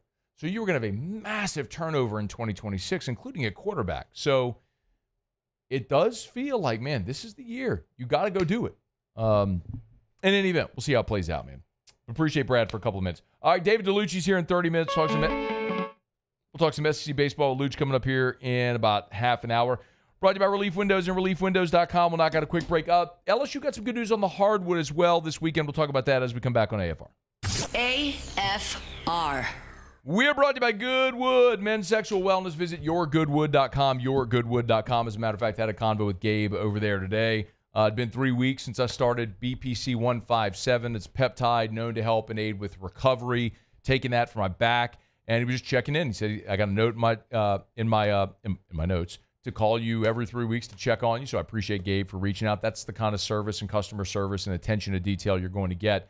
But when we talk about Goodwood, yes, they have ED treatments, and that is part of what they do. Hormone replacement therapy, other anti-aging services like NAD, and peptides like BPC 157. If you're not familiar with all these things, it's so important to educate yourself or just start that process. If you're living in pain, maybe you feel lethargic, you don't have the energy you did, it's hard to lose weight and build muscle, all of those things, mental clarity, so much of that can be treated safely and affordably. You owe it to yourself to live your best life. yourgoodwood.com.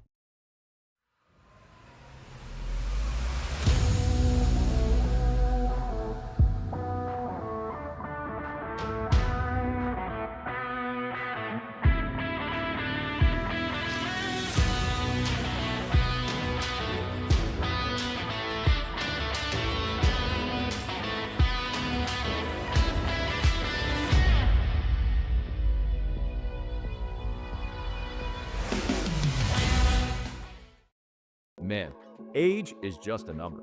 Don't let it dictate how you feel. Goodwood Men's Sexual Wellness has anti-aging services that can help you look and feel your best.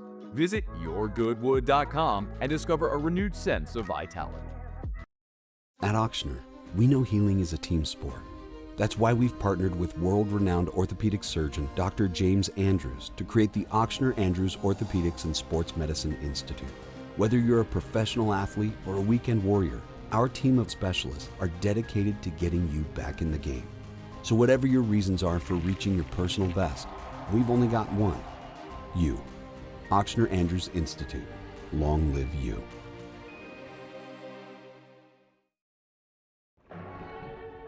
These are the luckiest ice cubes in the world. They could have been a thankless bed for an all-you-can-eat salad bar.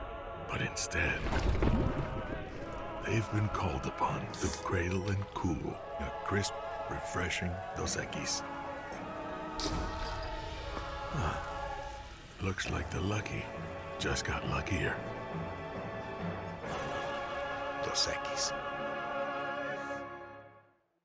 Gulf Coast Office Products is a nationally recognized Savin office equipment dealer based right here in Louisiana. Over 100 employees strong, Gulf Coast has the boots on the ground to support all vertical markets, from education, engineering, legal, and finance. With the latest in office technology, from desktop to production segment units, Gulf Coast and Savin have the perfect fit for you. Call 225-756-2644. That's 756-2644 for Gulf Coast Office Products. Family owned and community driven. Service Chevrolet Cadillac, a legacy you can trust since 1972.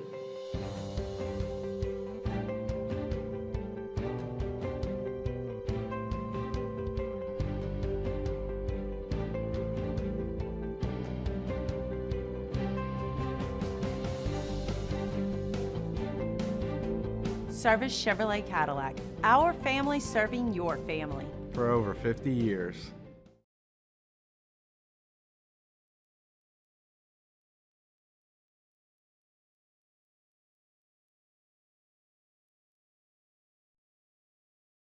After further review, presented by Relief Windows. Windows, doors, siding, and oh yeah, they also do interior shutters.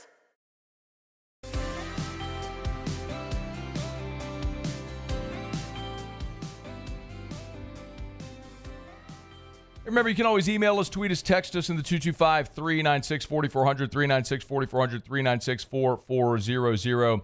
Lots of ways that you can get involved in the show. We appreciate you for hanging out with us as always.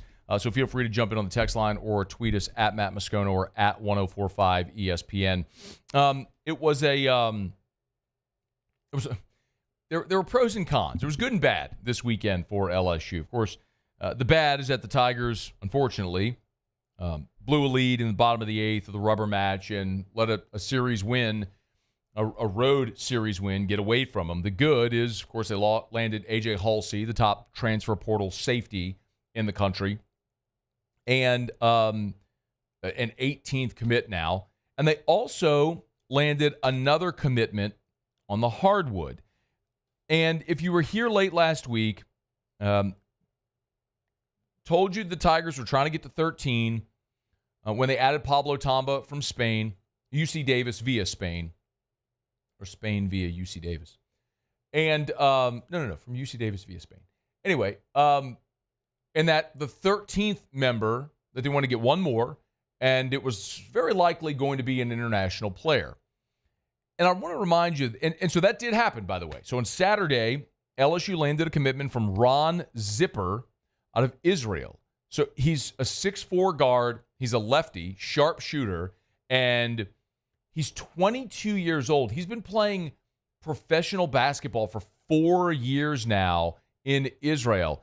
I want to remind you of this because when Ronald Dupree was hired by LSU as their new general manager, we had him on the show. And remember, Dupree played internationally, including in Israel, back in 2013, 2014.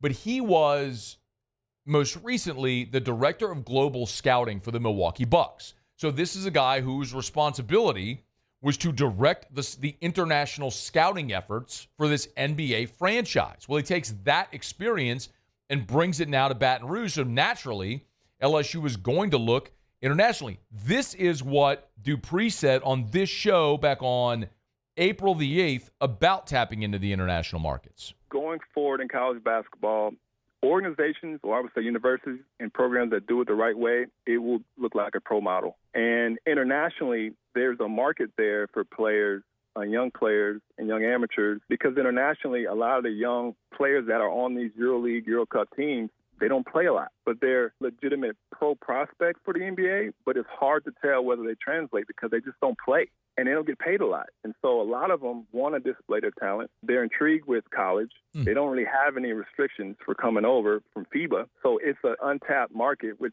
there's a lot of possibilities there. I want to clip that. And I want to share that on social. It's a great perspective because I think that's also something that we're probably going to see LSU use more and more with Ronald Dupree in that role. I mean, he's telling you it's an untapped market. And this is exactly what happened. Here you have a guy who's playing professional in Israel, not making great money. It's an untapped market because colleges aren't going there. So a guy like Zipper has the option: do you stay playing professionally in Israel or in Europe or in one of the European leagues, or do you come to the United States, play college, and try to get into the NBA pipeline here? And so he's choosing that. And this is a guy at 6'4". He turned 22 in January, so he's 22 years old. He's been a pro. He was the MVP. This is a tweet from Yuval Shaham, FIBA U18 tournament MVP back in 2021. He was a starter for Israel's U20 team, which was a finalist in 2023. Notes an NBA level three-point shooter from left-handed and a 45% career three-point shooter. 45% career three-point shooter in his professional career, which is incredible. So you're getting a dude that's 22, that has pro experience, can handle the ball, can shoot from the perimeter, sharp shooter. Yeah, man, makes a lot of sense. And that's the 13th edition now. So they should be done. They're at 13. We've kind of explained this before. In this new era, this portal rev share era, where you still have this one finite pile of money that you're going to spend on your roster. Even with roster limits going up to 15, nobody wants 15 players because if you have 15, you've got to divide the pie 15 ways in whatever way, but everybody ultimately is going to end up getting a smaller piece. So the question is, in what way can you maximize the resource you have?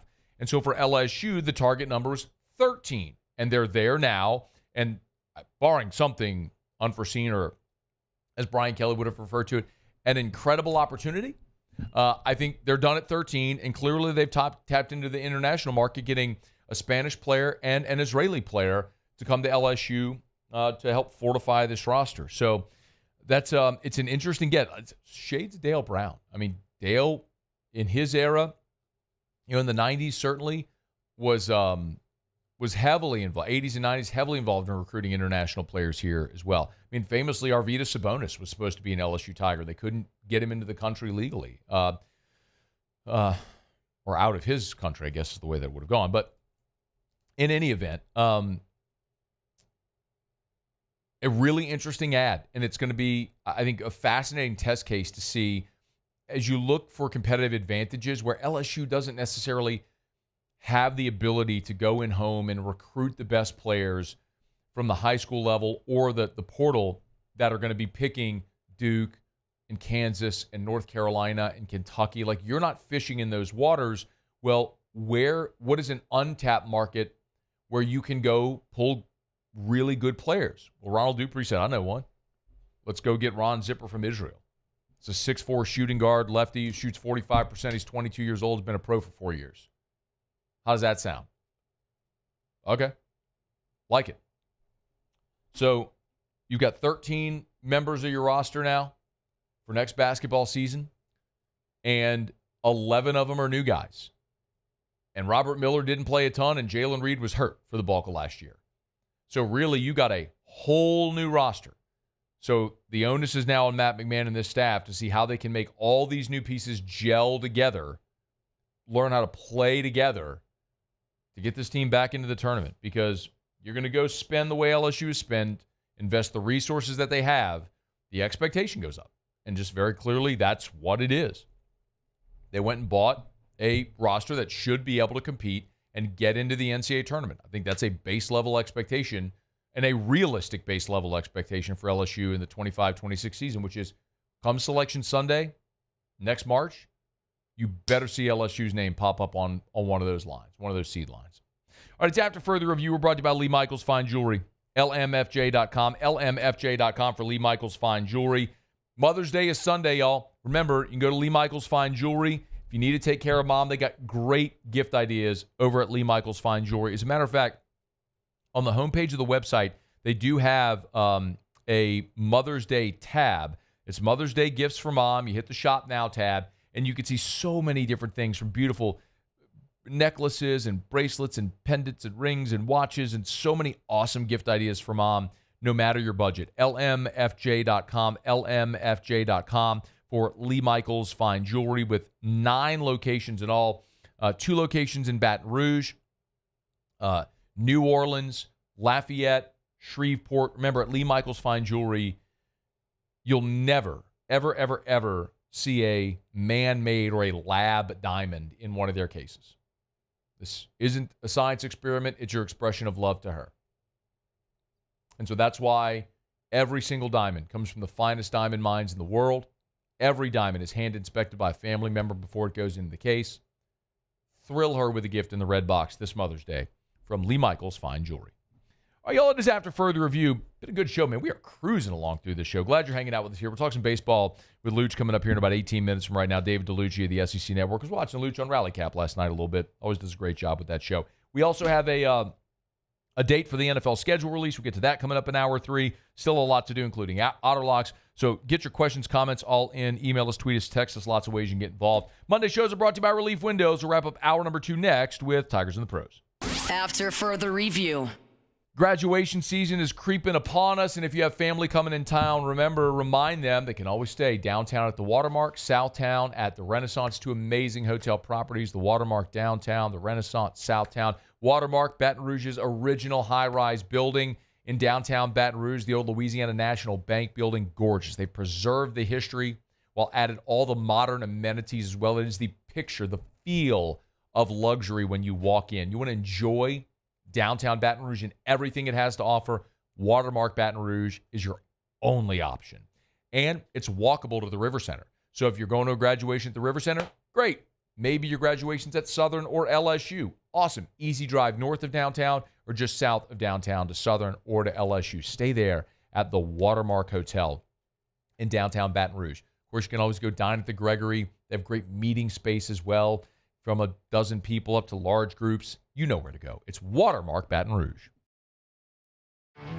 There it is, the extra mile, on the border of expected and extraordinary for those willing to go further, like vans customized for work or play, with safety and tech to keep you connected, supported by a 5-star sales, service, and finance team, and backed by the 1-star you know. So go the extra mile. It's never crowded, because so few have what it takes to go there. Mercedes-Benz Vans. Gulf Coast Bank & Trust is giving our customers the power to bank anywhere, anytime during this challenging event. And we're right there with you. Our mobile banking app is a smart way to manage your money and time. Gulf Coast Bank & Trust, the bank that cares about you.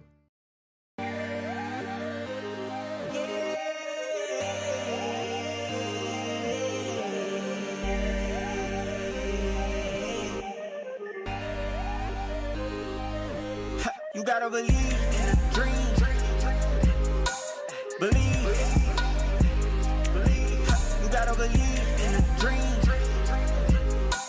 Believe. You gotta believe. My whole team on wild. ED, low T, or simply seeking to optimize your health and performance? Goodwood Men's Sexual Wellness offers a range of discreet services to address your specific needs. We empower men to reclaim their health and confidence. Visit yourgoodwood.com. At Ochsner, we know healing is a team sport. That's why we've partnered with world-renowned orthopedic surgeon Dr. James Andrews to create the Ochsner Andrews Orthopedics and Sports Medicine Institute. Whether you're a professional athlete or a weekend warrior, our team of specialists are dedicated to getting you back in the game. So whatever your reasons are for reaching your personal best, we've only got one: you. Ochsner Andrews Institute. Long live you.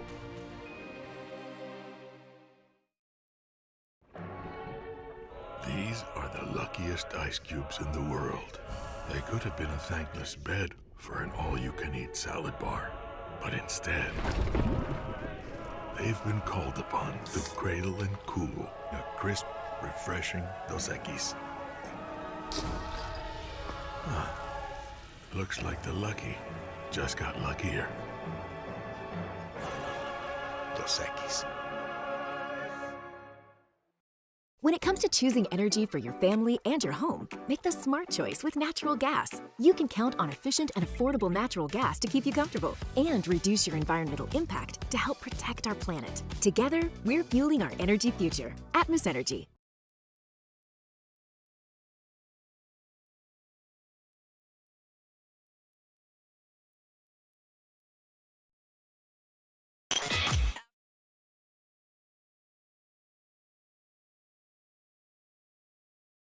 After further review, presented by Relief Windows. Windows, doors, siding, and oh yeah, they also do interior shutters. Wrapping up hour number 2. Glad you're rolling along with us here. Talk some SEC baseball. David Dellucci, the SEC Network, here in about 13 minutes from right now. Right now, the Muso Tigers in the pros. Tigers in the pros. They still bleed purple and gold. They're just really rich now. All right, we got some NFL to get started with here, actually. So Emory Jones, of course, third-round pick of the Ravens. This is his first appearance in Tigers in the pros. Could have been a better one.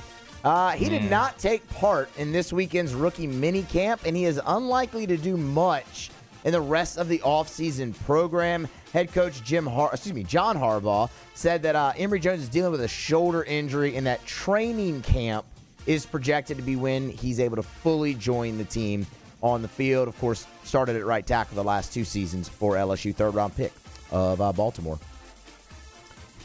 The Philadelphia Eagles. What? I mean, don't look at me. I paused long there for you. I was sending a text. Huh? Gotta be on your toes. It's okay. You got another one coming up. Another really good one. Of course I do. You kidding? Yeah. Me? How many dudes we got in every professional sport right now? The Philadelphia I Eagles lose count sometimes. There's so many. made a roster move that impacts former LSU Tiger. They signed wide receiver Giles Jackson and in the process waived running back Ty Davis Price. That comes after they capped rookie minicamp. Of course, Price was a third-round pick by the Niners and only ran for 7 yards in a lone appearance for the Eagles last year. Now looking for his next destination. Josh Smith. Oh, this might be worth the second one. Josh Smith, 4 out of 5 a night ago for the Rangers. Scored twice, drove in a run. The highlight, his first triple of the season, continuing to mash well over 300. Just caps it off with a foot. He's hitting leadoff last night, too, which is a great. I mean, Josh hit leadoff excellent at LSU. He was a phenomenal leadoff hitter for Palm Always Mary. gave you a great at bat. Always, man. Can jump the yard for you to start a game. Can get himself in a scoring position. Work a count. Good speed. Left-handed bat. Unafraid of hitting with 2 strikes. It was always the thing about Smith, man. He just didn't. He would get up there with 2 strikes. He'd still battle you. It wasn't a big deal. 4 out of 5. That's what we do, bro. It's Calico. Maybe the Rangers should consider leaving him in the leadoff spot. 4 out of 5. Pretty darn good. Maybe. Dylan Cruz was 1 out of 4 a night ago. That was a Maybe they single. could put Jared Jones there. Dylan Cruz was 1 out of 4 a night ago. The average has dipped back below 200, but he's still playing pretty well. Doing a lot better than he did earlier in the year. And then Tari Eason saw his season come to an end in Game 7 a night ago, but he contributed 5 and 5 off the bench. Really solid year for Tari, having to battle through some injuries. Too soon? I don't know if it's too soon. It's just like, yeah, too soon. Too soon, because it just immediately, it's like, man. That's Tigers in the pros. Hey, does Ron Zipper count as a former Tiger in the pro now? Because, I mean, he came from the pros, and now he's going to be an LSU Tiger. I like what you did there. Yeah. Ron Zipper, a Tiger. He went the other way. He did. He went in reverse. He did. Oh, we are brought to you by Evamore, by the way. EVAMOR, Evamore.com. Drink Evamore. Got my big 64-ounce bottle right here, as Muse and Paula can attest, for those who are listening, not watching. Big 64. Yes, big 64. Yeah, no, he's got it. Can't confirm. Big 64 ounce. I drink 2 of these a day. 128 ounces of water. Got to stay hydrated. Better form of hydration. Natural artesian water. Get you some Evamore, y'all. Purge tap water out of your life. It's a natural artesian water. It's a Louisiana product. Look, we all know Muse hates Louisiana. It's not true. Loves Texas. But I'm encouraging you, don't be like Muse. Don't drink that crappy, crinkly water bottle from Texas. Drink a Louisiana product that's a better product, a better form of hydration. Available at great local retailers and online at evamore.com. EVAMOR, evamore.com, evamore.com. EVAMOR, evamore.com. Anyway. Sorry. This was just immediately urgent. Okay. That's when I missed the Calico thing. Oh, you could have read a promo or yeah. something to cover for me there, Muse, while I was doing that. Promo, Phil. Phil. What do we got? Something over there you could do? Play some Israeli basketball highlights for Ron Zipper. I mean, a former. So someone did ask, actually via text. So Ron Zipper, it was Lance Richard, who said, how can a professional athlete play college basketball? Good question. Well, I'll remind you that this actually is a fairly, or it is not an uncommon practice. Matt Mauck was a professional baseball player who came back to school. Josh Booty was a professional baseball player who came back to school. So it's not altogether uncommon as long as you terminate your professional contracts and you meet eligibility requirements from the NCAA and admission requirements from the university. There are protocols that have to be followed, but it can happen that way. Now, if you're in college, if you're already in college and you forego your eligibility, or your remaining eligibility to go pro, then you can't come back, right? You can't, be in college for a year, declare for the draft, be drafted, go pro, and then come back to college. But if you've never been in college, then you can, in effect, terminate those contracts and can play. So that's what's happening here with Ron Zipper, who's been playing professionally internationally.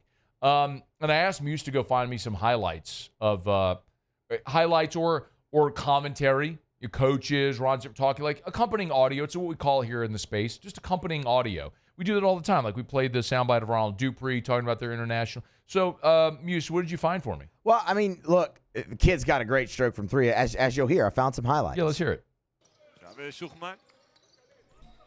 ציפר, יורה זריקה ראשונה, וכמובן שהוא קולע. קאץ' אנד שוט, יוצא מבפנים החוצה. I heard a catch and shoot in there. Yeah, you heard Zipper. Oh, is that what that was?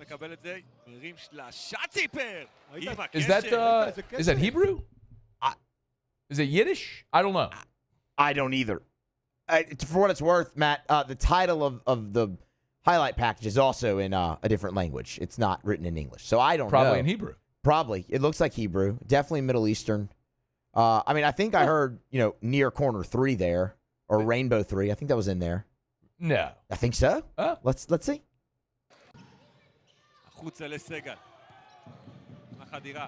רבצת ציפר בפינה. שוב ציפר. שוב נקודות. שלושה שלישית של רון ציפר. איזה קלעי טהור הוא. They didn't say Rainbow 3. Are you crazy? I think they did. I heard Ron Zipper. I need to ask. That sounds French. That did. So he did. So I'm like, do we need to? Maybe it's a French league. Maybe it's playing in. Maybe he's playing in France. But I the don't know. title's in Hebrew? I don't know, man. No. Kid's got a stroke. I don't know. Who does the broadcast? I don't know how all the international broadcast rights work. Maybe they're the Israeli team playing a French team. That didn't sound French, though. I feel like I know a little bit of French. That didn't sound French. It didn't. Someone Just who when he knows said French, Zipper. tell me, was that French? Someone will tell me. Someone's way smarter than me will tell me that. All right, hour 3 is coming up here after SportsCenter. After further review. We're brought to you by Shawbills Tire and Auto Service, ShawBillsTire.com, ShawBillsTire.com with locations all over Louisiana. Go to ShawBillsTire.com. I love this. I just got a text from the show text line from Alan M. who said, Matt, just leaving Shawbills on airline. They got me in and out quickly as usual. Another satisfied customer over there at Shawbills. I'm telling you, they treat you like family. Name brand tires, wholesale prices, and they'll keep you coming back because they treat you like family. You get great service. In and out quickly. If you decide to wait for your vehicle, love that because they got free Wi-Fi and they got a clean kitchenette with Keurig. Drink some coffee. They got flat screen TVs and comfortable furniture. There's actually times where I choose to go to Shawbills, wait on my vehicle because I can actually get work done. You bring my laptop, connect to their Wi-Fi, boom, bada bing, bada bang, bada boom. You're getting work done. You're being productive while you wait on your vehicle. It's Shawbills. Go to ShawBillsTire.com. to shop tires, schedule service, find the location nearest you. Shawbills, where we keep you rolling. At Bayou Automotive, we believe in a sales process that puts you first. We want you to experience an easy purchase with clear pricing and great service. Let Bayou Ford and Bayou Chrysler Dodge Jeep Ram be your trusted partners in finding your perfect vehicle. The crew at Bayou Automotive is going to do right by you. The Windsor Senior Living Community in Mandeville, Louisiana is a beautiful, vibrant apartment community geared towards seniors. They are nestled right in the heart of Mandeville, where seniors live a more carefree lifestyle in spacious apartments with the peace of mind that comes from having a little extra help. Call the Windsor at 985-624-8040 to schedule a lunch and tour. Come see how the Windsor can be your passport to peace of mind. Man, age is just a number. Don't let it dictate how you feel. Goodwood Men's Sexual Wellness has anti-aging services that can help you look and feel your best. Visit yourgoodwood.com and discover a renewed sense of vitality. Gulf Coast Office Products is a nationally recognized Savin office equipment dealer based right here in Louisiana. Over 100 employees strong, Gulf Coast has the boots on the ground to support all vertical markets from education, engineering, legal, and finance. With the latest in office technology, from desktop to production segment units, Gulf Coast and Savin have the perfect fit for you. Call 225-756-2644. That's 756-2644 for Gulf Coast Office Products. Family owned and community driven. Service Chevrolet Cadillac, a legacy you can trust since 1972.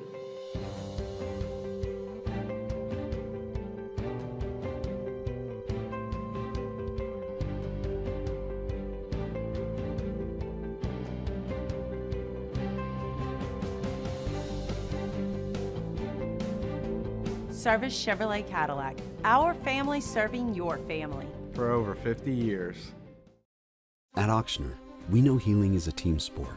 That's why we've partnered with world-renowned orthopedic surgeon Dr. James Andrews to create the Ochsner Andrews Orthopedics and Sports Medicine Institute. Whether you're a professional athlete or a weekend warrior, our team of specialists are dedicated to getting you back in the game. So whatever your reasons are for reaching your personal best, we've only got one: you. Ochsner Andrews Institute. Long live you. These ice cubes could have been a thankless bed for an all-you-can-eat salad bar.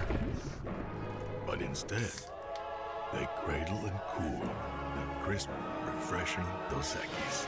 Nicely done, ice cubes.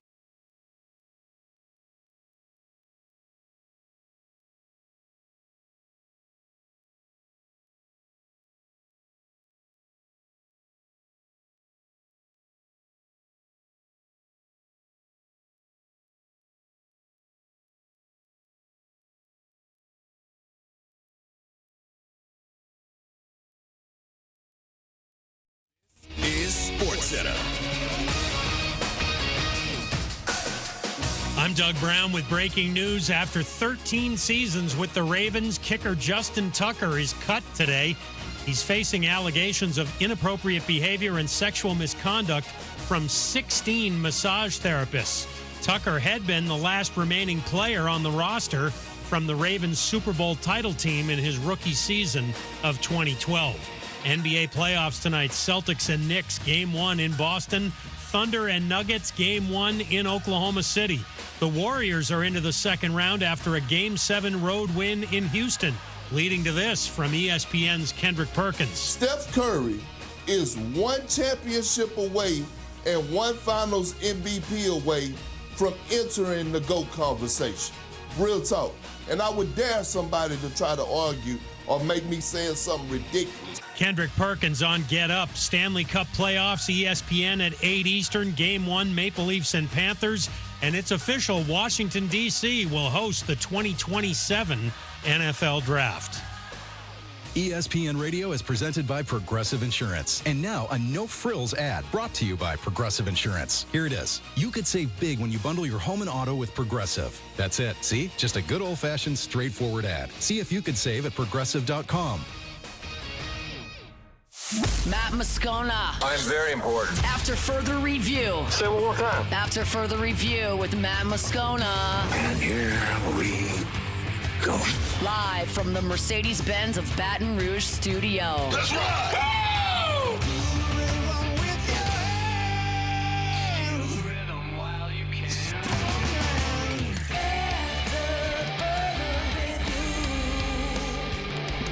Hour 3, off we go. Welcome aboard. Glad you're with us, AFR. Presented by Relief Windows. I'm Matt. This is Shaq O'Neal, and I hate Matt. Paul O'Neal. They're chanting Paul O'Neal's name. You sir. And Mr. Toby Tomplay.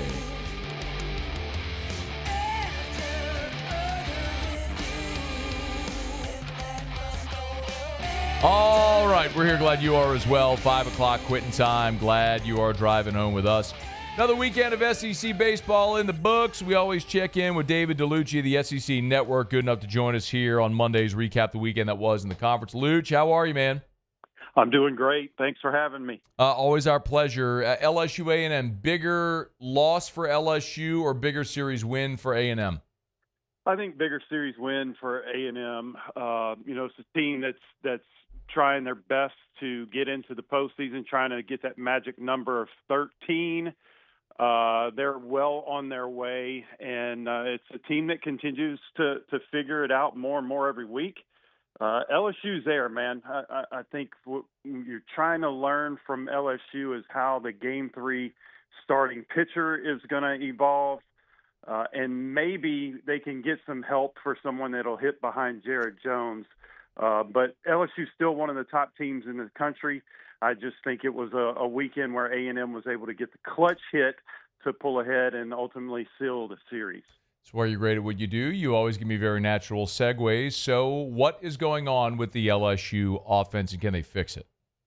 Same thing I've seen all season long. You got Bear Jones just kind of hanging out in the middle and needing some protection behind him.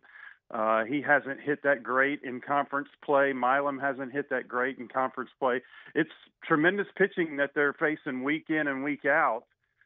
But to me, when I want to look at a lineup, I need to see two guys that scare me with the long ball. And right now for LSU, yeah, everybody's got some home runs. There's 6 home runs here, 7 home runs there.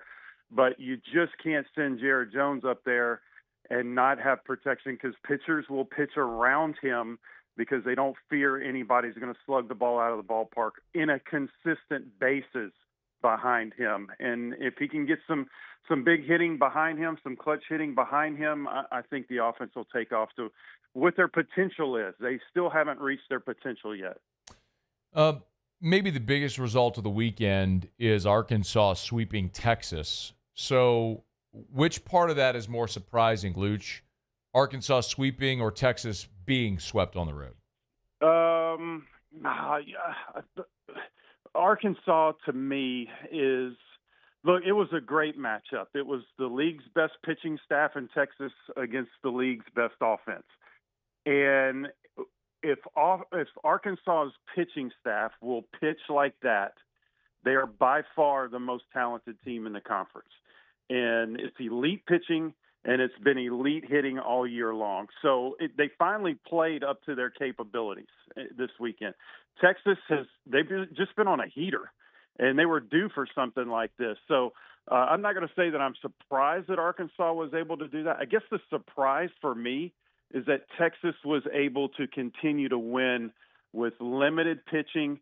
Now they've got another major blow with the injury to Jared Spencer. We talked about that last week, but they're losing their best pitcher and their best hitter, and it was coming. And maybe it's a wake-up call for them. Maybe they needed this sweep going into the last 2 weeks of conference. But to me, it's more of that's the Arkansas team that LSU is going to face this weekend. It's interesting, though, Lucy. Maybe I'm getting a little ahead of myself here, but Arkansas has lost their last 2 road conference series with Florida and Georgia. They're just a dramatically different team at home than on the road. Do you think, is that a legitimate observation of this Arkansas team, that whether they're 30-3 at home, they're incredible, that they're just a different team at home than on the road? Certainly, but you can say that for a bunch of other SEC teams. But yeah, I mean that atmosphere. I don't think we give them enough credit, because we always talk about Baton Rouge, we talk about Starkville and Oxford's up there, but Fayetteville is when they call the Hogs and when they feel comfortable in their home facility, it's impressive, and they take advantage of it. They feel comfortable playing there. And look, Georgia's no slouch. I mean, the teams that they've lost to are legit teams. Florida is trending up. But most definitely, home field advantage is key in the SEC, and that venue is one of the top venues, and that's why they play well there. David Dellucci's with us, a team that is certainly not trending up as Tennessee. Another series loss, this one on their home field against Auburn. Look, we can talk all we want about Auburn, but the more interesting story is Tennessee. So what is going on with the Vols right now? I think it was I kind of think of Ivan Drago versus Rocky. When Rocky got that punch in and knew that he can hurt him, his confidence went up and he was able to beat him in Rocky IV. And that's kind of ever since they were swept in the doubleheader against A&M. And at that time, A&M was considered one of the lesser tier teams in the conference. I just think the other teams have said, you know what, they're beatable, and they're beatable at home. They've lost the last 3 straight series at home. They've lost the last 4 out of 5 SEC series. They're not the team that they were last year. It's a completely different team. There's a completely different vibe. And I noticed one thing over the weekend with watching Tony Vitello is there's a lot of frustration over there. There's not a whole lot of guys stepping up and carrying the load, but that may be where we are with the transfer portal, is that you bring in a group of guys that have never been a part of it before. They can't be leaders in the locker room, even though they're seasoned vets. and it's just everybody out there playing for themselves, and it's hard to get the train back on the track. It is a fascinating conversation piece and test case where you have so many new players. Can you get them to mesh and to gel year over year over year without building continuity? It is fascinating to watch how this develops for basically every team in college baseball. Tennessee's struggling with it right now. A couple more for you, Luch. Missouri gets swept again. 2 more weekends to go. Are they going to go 0-30? Seems that way. I thought this was their weekend. I thought they were going to slip up on Georgia. There were some close games, but they're just not good, man. Let's face it.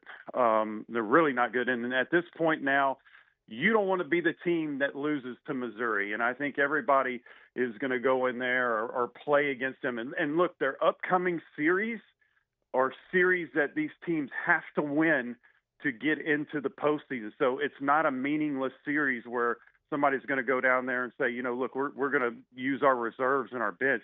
It's a big series for opposition. So I think they can do it, man. And it's unfortunate. I feel bad for those players. Can you imagine getting dressed and going out there knowing you're going to get your brains beaten, not only on the weekends, but even in the midweek games too?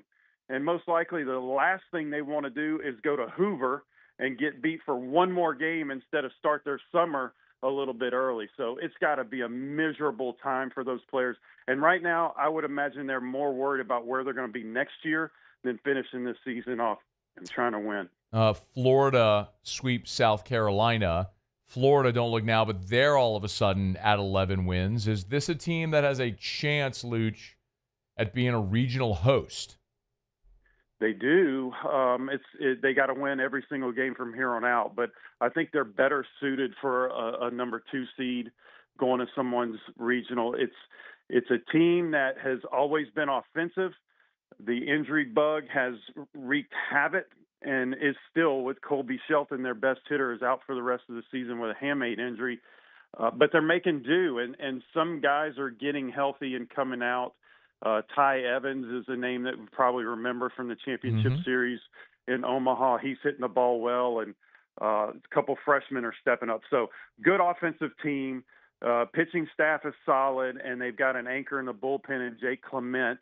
So it's kind of like they've caught fire and momentum, and Sully and his team usually do that toward the end of the year. So may not host, but they're going to do well as a 2 or 3 seed. There's this logjam of SEC teams there at 13 and 11. Bama, Auburn, Oklahoma, Ole Miss, all right there. Luch, if I asked you today, 2 weekends to go, how many regional hosts, how many national seeds do you think the SEC gets? Oh, man, that's so. Let's go. Texas, Arkansas, Georgia, LSU. Yeah, I think, I've heard 6 or 7 hosts is what I've heard. I think we have potential to get 14 into the tournament. That's crazy. 14 teams have passed to 12 or 13 wins, and you're most likely going to be 3 top 8 seeds out of the bunch, because we're still going to have teams that are playing each other that are knock each other around. So 7 hosts, 3 top 8 seeds is what I'm saying. And I said earlier, 12 get into the NCAA tournament, but now I'm telling you, there's a path to get 14. Wow. This may be the year where you have some 12-win teams because of the difficulty of this conference to get into the tournament. David Dellucci, SEC Network. Catch him on Rally Cap. Hey, man, we always appreciate the visits every Monday, man. Great perspective. Thank you. Yep, thanks for having me. It's our pleasure. 2 weekends to go in the conference, of course, for LSU. Home against Arkansas, then they're at South Carolina. What a miserable year it's been. I got Chris Marler over at LouisianaSports.net wrote a column. It's made the rounds. And for those who don't know, Marler also his family lives in Columbia, South Carolina. He's the host of Locked On Gamecocks. And Marler wrote a column saying that South Carolina should fire Paul Maneri after 1 year. Carolina's 5-19 in the league, and it's not even so much just that they're in the dredges at the bottom, but some comments Paul Maneri made last week, where Paul's always been candid. And y'all know how I feel about Coach Maneri. Think the world of him. He was great to me for all the years he was the coach at LSU. Excuse me. for all the years he was the coach at LSU, and I wish him nothing but the best. But he inherited a tough situation there. And the interesting thing about South Carolina is for their history, their expectations still match their history, but their investment in the program, even with Ray Tanner as the AD, but their financial investment from their fan base doesn't match the expectation. They haven't, essentially to say, they haven't caught up with the times in the NIL era where you've got to be willing to spend for your roster, and South Carolina's not doing it. But they still have the expectation of winning championships. So you're really setting up whoever has that job for failure unless you're willing to invest in the resources. But all that to say, pressure is being cranked up on Paul Mainieri after just 1 year. And LSU still has a trip to Columbia ahead, and that's a weekend where LSU, especially depending on what happens this weekend against – now, look, you take 2 out of 3 against Arkansas this weekend, I think you've sewn up a national seed. Like, you can't go get swept at South Carolina, but you're going to be a national seed. You lose this series against Arkansas, you probably have to sweep South Carolina on the road, which is winning any series on the road. Sweep is a tough thing to do. Sweeping anybody, even Missouri, like, well, maybe not Missouri. All right, maybe not Missouri. They're terrible. But it's a tall ask. So it's a massive weekend ahead for LSU with a chance to take care of Arkansas at home and give yourself a little bit of breathing room heading into the final weekend there in Columbia. Okay, thanks to Dellucci. Appreciate it as always. Our Monday show is brought to you by Relief Windows and ReliefWindows.com. Windows door siding. They do shutters as well, Relief Windows and ReliefWindows.com. All right, let me knock out a quick break, y'all. We'll come back. The NFL has set the date for the schedule release. Got some thoughts on that. You get your emails, tweets, text in as well. Always feel free to join us. Email us, tweet us, or text in the 225 at 396-4400, 396-4400, 396-4400. Lots of ways you can get involved. We appreciate you for being here with us. Stick around. It's a Monday edition of AFR. AFR. My goodness, y'all. Pool season is just about here. I was kind of feeling out the temp, the pool yesterday.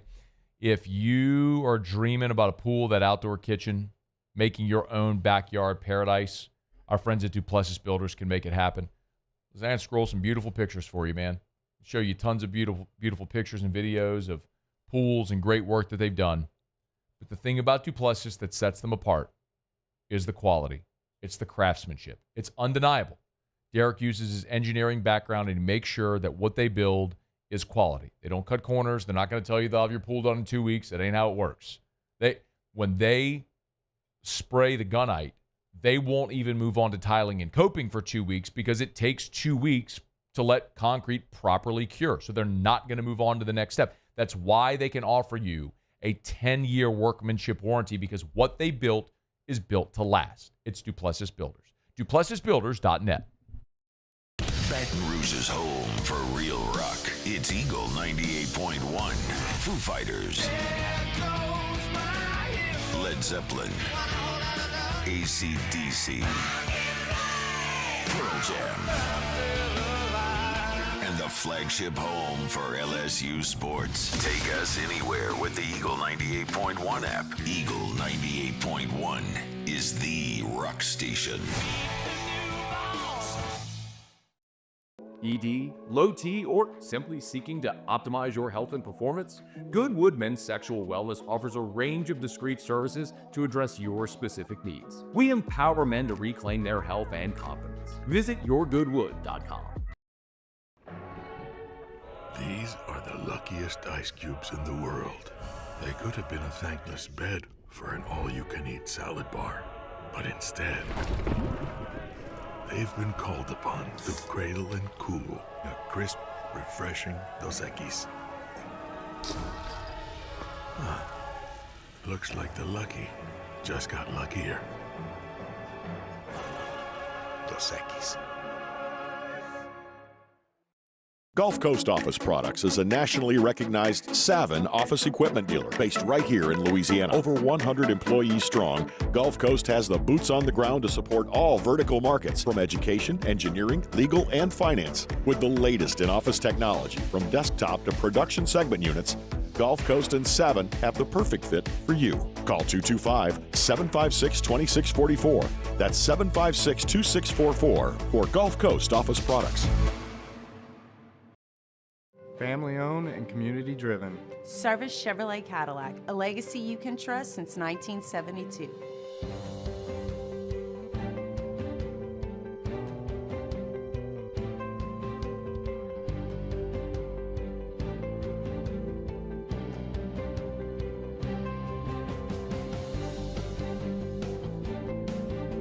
Service Chevrolet Cadillac, our family serving your family. For over 50 years. At Auctioner, we know healing is a team sport. That's why we've partnered with world-renowned orthopedic surgeon Dr. James Andrews to create the Auctioner Andrews Orthopedics and Sports Medicine Institute. Whether you're a professional athlete or a weekend warrior, our team of specialists are dedicated to getting you back in the game. So whatever your reasons are for reaching your personal best, we've only got one. You. Auctioner Andrews Institute. Long live you.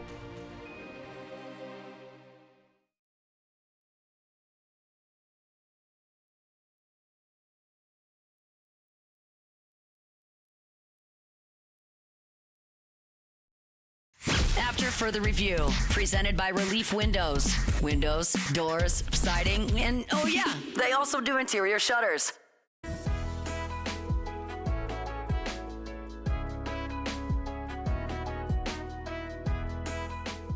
The 104.5 ESPN Baton Rouge Spring Cha-Ching, powered by Citizens Bank and Trust, is back. I like that. Register today at 1045ESPN.com for your chance to win $5,000 cash. It's Spring Cha-Ching. Cha-ching. There we go. From Atta Citizens boy. Bank and Trust and 1045 ESPN Baton Rouge. So, Erica, my wife. Met her. Yep. Lovely. Yes. Oh, there's the Spring Cha-ching right there, Paul. You want to pull it up on the website? Go to 1045ESPN.com. So Erica does not like baseball. She thinks it's slow and boring and all that sort of stuff. That's fine. Okay. There's a lot of people that don't like baseball. True. That's okay. And I think she really doesn't like it because I watch it all the time. Mm-hmm. Like it's during baseball season, like there's always baseball on TV. And if it's the Tigers or the Yankees, it's just and then when college baseball season ends, then I'm watching the Yankees through July and August and September. So it's like it's always on. And so she's like, there's so many games. She just hates it. And one of the things that she said one time on Morning Scone that made a lot of people laugh. So I do it, for those who don't know, a live stream every morning, have for like 8 years or whatever it is, and do questions. So it's a cool little community that's been built. And sometimes Erica, she'll never go on camera, but she'll come in and sometimes we'll do Ask You Rock and they'll ask her questions. And we were talking about baseball one time, and she's like, and it's so boring too. Like they like runs. Like why don't they come up with something fun to call them? Like why don't we call them cha-chings?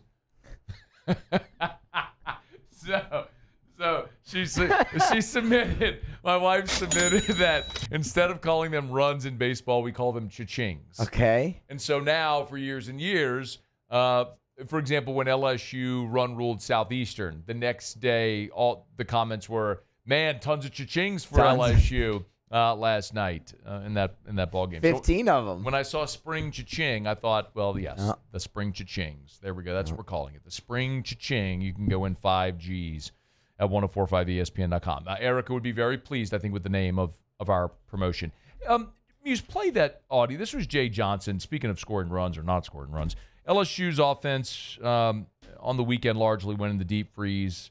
And I was critical of the lineup changes, and I don't think it's a hindsight 2020 thing. I've been pretty consistent on this all year. And I think Jay was reactionary. That's kind of how he coaches. He doesn't often stand pat. He's very proactive, and that's okay. He's won a national championship. He's won a ton of games. He's a great coach. There's literally nobody else I would rather be LSU's coach. It also doesn't mean you're infallible, and it doesn't mean that we all have to agree with every decision he makes. It's part of the conversation that happens, and I didn't like all of the lineup shifting. I don't like taking Derek Curriell out of the leadoff spot. I don't like putting Jared Jones in the leadoff spot. While I understand what he's doing and why he's doing it, I just happen to disagree with the approach. I think there is a psychology involved. Aside from the fact that I just don't like the offensive alignment, I think there's a psychology involved where you're effectively telling your team, this is wrong and we got to fix it, instead of doing the thing that's done exceptionally well for you the entire course of this season. Anyway, here was Jay on the approach, the offensive game plan in Game 3. we have to really do what we did. It wasn't a great day offensively, but we did get Justin Lampkin out of the game and got to the bullpen, and it ultimately was the deciding run, you know, and granted it happened on a safety squeeze, but we feel like the defense and the bullpen is where we have the advantage in this series, and so we need to get them out of the game, force those guys that threw in the first game yesterday back in there for a second day in a row, less than 24 hours after they've pitched, and see what we can do. And you didn't do much. I mean, it's hard to laud. I'm not saying he's lauding, but he did talk about the approach and what they were trying to do with pitching and defense. But then I would also turn it and say, then why wasn't Jake Brown in right field if you're trying to put your best defensive lineup out there? Yeah, I got a text from Richard into the show. Said, don't forget also Josh Pearson was 4 for 4 in game. Well, he was 3 for 3 and he walked. But yes, in game, he got on base all 4 times. Jay sat him to give John Pearson his first start in Game 2. Also in Game 2, Fry was 3 for 3. Jay decided to pinch hit for him late in the game, which also happened. And in Game 3, pitch hit for Hernandez, who hit a homer and hit one off the wall, which we also talked about earlier. Which is true. I mean, but I understand what he's doing, going lefty-righty. It's what he's trying to do, is trying to create matchups. And they're looking at, it's the same approach with the defensive alignments. And sometimes they shift, and a lot of times it's not a full, it's weird to say traditional shift, but where they will heavily shade defenders. And Jay has said that Wanaka is the best that he's ever been around at defensive alignment. And they have all of the charts and graphs and stats to show that and what the tendencies are. And maybe it's just confirmation bias. Like maybe when we see a team get a hit against the shift, we go, the shift never works. But we just don't highlight it when someone hits into the shift or when it does work. Maybe this is an example of that.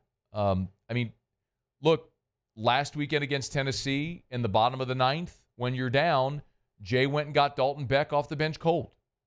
And he delivered. But I'm looking at a situation in the 9th where Hernandez has been your best offensive guy. I mean, he was 4 inches away from 2 homers. I mean, he homered and he doubled off the top of the wall. And you're making him sit to put Tanner Reeves in cold just to get a left-handed bat in there. And oh, by the way, he's going against Moss, who's their best reliever and one of the best in the conference. Like, that's not even a favorable matchup. So, I don't know. I mean, I have an opinion. I think some of you share the opinion, some of you don't. That's fine. Either way, it is frustrating, I think, sometimes to watch. What feels like, again, I'm struggling for a way to say it. I know what he's trying to do. And I say it all the time. If I can understand the logic behind your decision, then I can live with the result. Because baseball is a game of failure. So I understand. But there's times also where there is a counter argument that makes more sense, like leaving Luis Hernandez in the game, like starting Jake Brown in right field. Like, why are you giving John Pearson a start cold? I get it, just to get another right-handed bat in the lineup, but in that instance, I'd rather a guy in that situation who has more experience than just getting a right-handed bat in the lineup. So we'll see. And maybe it's all been magnified because the offensive struggles have persisted now for a month. And we were talking to David Dellucci, and he pointed out that there's times you're going to struggle against good teams, and that's true. Like, but if you're struggling against Liam Doyle or Kyson Witherspoon or Pico Cone-Con, I get that. Like, you're going to face dudes that are going to be first-round draft picks. It's no different than Tennessee struggling to hit Cade Anderson or Texas A&M and Jace Laviolette and those guys being handcuffed by Anthony Irons, who struck out 14. Yeah, like you face a dude, they're going to shove a lot of times. That happens. A&M doesn't have dudes, y'all. That's the difference. I mean, I shared this with you earlier. Hunt put it on LouisianaSports.net. I mean, LSU scored 7 runs this weekend. Kentucky scored 31. South Carolina scored 19. Alabama scored 14. Elon scored 14 against A&M. I mean, Cal Poly and LSU scored 7. in the full weekend against an A&M team who's really struggled in conference play. Which means you got a big opportunity this weekend with Arkansas coming in. And the Tigers will have home field advantage that flips to you. Arkansas has lost their last 2 road series. It's a great opportunity for LSU. Listen, I'm not a chicken little. The sky's not falling. You've heard me talk baseball enough. I think it's more important to be steady, to be even keel, especially when you have the more talented team. And most every time LSU takes the field, they're going to have the more talented team. So we'll see how they react. Tigers play Grambling on Tuesday, and they'll come back to play Arkansas this weekend. All right, this is After Further Review. We're glad you're hanging out with us here. Love telling you about Supper Club. SupperClubBTR.com for your reservations. Mother's Day is on Sunday, y'all. If you have not yet gotten your reservation to treat mom, thrill her by taking her to lunch at Supper Club. They're usually closed on Sunday. They're closed Sunday, Monday, so they're closed today.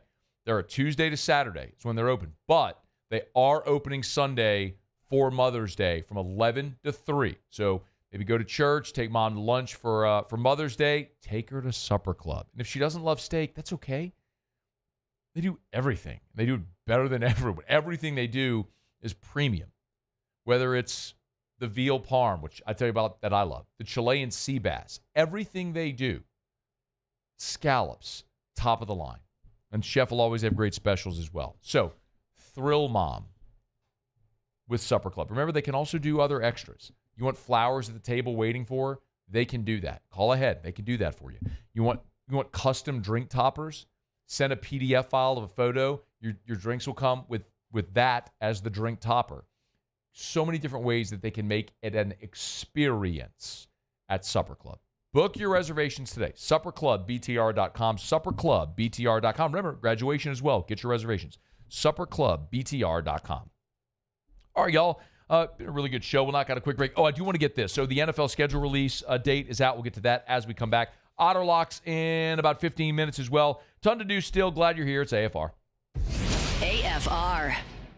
We're brought to you by Rouse's, the official supermarket of the New Orleans Saints. Man, every single Monday, I love to remind you what the hot bar menu is. So remember, at Rouse's, you can feed your whole family all week. Today is Cinco de Mayo. So naturally for Cinco de Mayo, a little bit of a twist on red beans and rice. They're going with Mexican yellow rice, enchilada casserole, spicy mac and cheese, Mexican corn, the barbecue chicken quesadillas, the mini beef burritos. You can get it, the hot bar menu over at Rouse's. Every day, there's a different hot bar menu item where you can feed the whole family, or items, I should say, where you can feed the whole family affordably from Rouse's. Get your grocery shopping done as well. You can do it affordably. Check it out at Rouse's with 70-some-odd locations from Lake Charles to Orange Beach, Alabama, and points in between. It's Rouse's. Hey, look, also remember, for Cinco de Mayo, maybe you're having a home Cinco de Mayo party today. You want to make your tacos, your burritos, your Mexican rice, all your tequilas, or whatever you're going to enjoy. Make it Rouse's. Gulf Coast Bank and Trust is giving our customers the power to bank anywhere, anytime during this challenging event. And we're right there with you. Our mobile banking app is a smart way to manage your money and time. Gulf Coast Bank and Trust, the bank that cares about you. There it is, the extra mile, on the border of expected and extraordinary, for those willing to go further, like vans customized for work or play, with safety and tech to keep you connected, supported by a 5-star sales, service, and finance team, and backed by the 1-star you know. So go the extra mile. It's never crowded, because so few have what it takes to go there. Mercedes-Benz Vans. Looking for the ultimate game day experience? Come to the Queen Casino in Baton Rouge. Wall-to-wall TVs mean you'll see every touchdown in HD. Place your bets and feel the thrill of every play with our DraftKings Sportsbook. The Queen Casino, where every moment is a win. It's not just a game, it's a religion. You've got your team colors, team swag, and now your very own website, LouisianaSports.net. Everything LSU, Saints, and Pelicans. Sports on demand. In-depth coverage by sports writing pros with continuously updated news. And with the LouisianaSports.net newsletter, you get pinged directly with top trending stories. Best of all, now and always, no paywall. It's free. LouisianaSports.net, powered by 104.5 ESPN Baton Rouge. Your home for Louisiana sports. Man, age is just a number.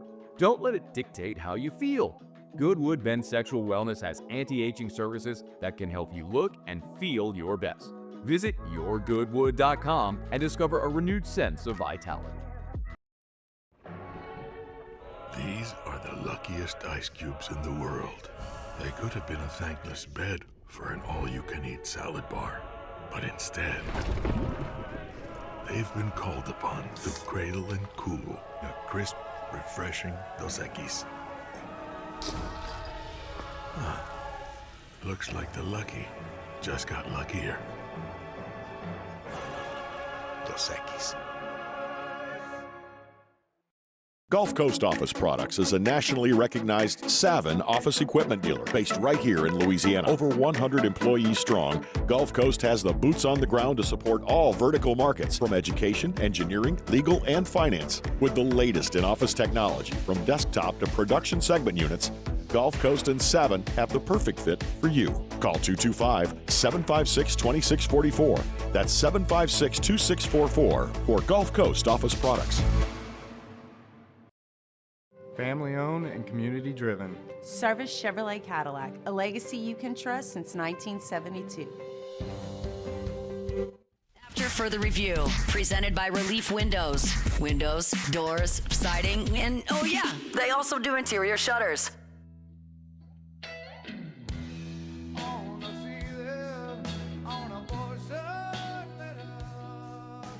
Got a text from Eric who said, Matt, how was Pearl Jam Saturday? I was there at a great time. They rocked. They did rock. They did? I was really, really hoping you would have played someone with a little more energy. I love Ledbetter. Well, I mean, I just went with it because, I mean, it's Yell Ledbetter, so. So? I mean, it's their most well-known song. It is not. You don't think so?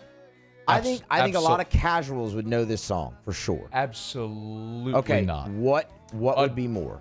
Alive and Daughter and Jeremy all had more mainstream critical acclaim, especially Daughter and Jeremy.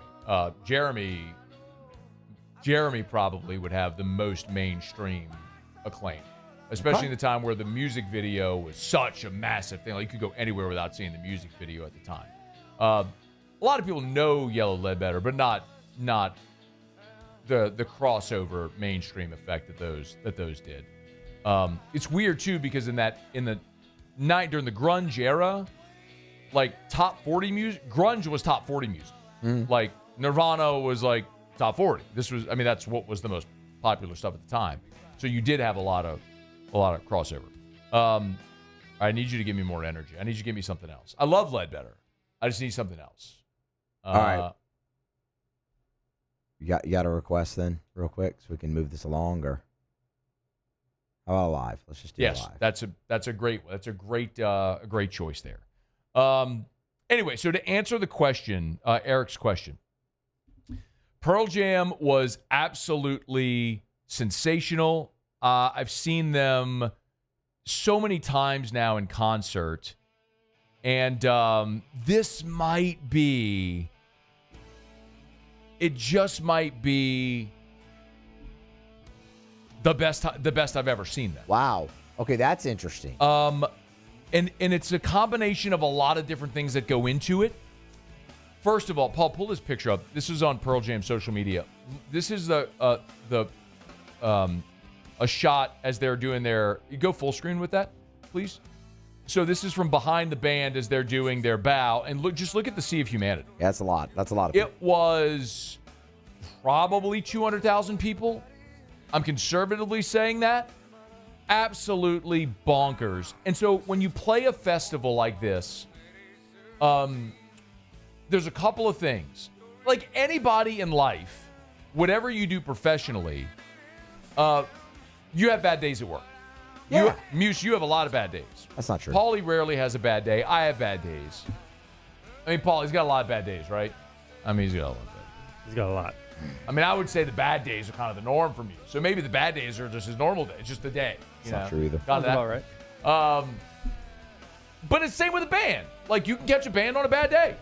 Energy's not good. Maybe they got diarrhea. Maybe they drank too much the night before. Maybe just throat's a little scratchy. Just a little off. Like, it happens.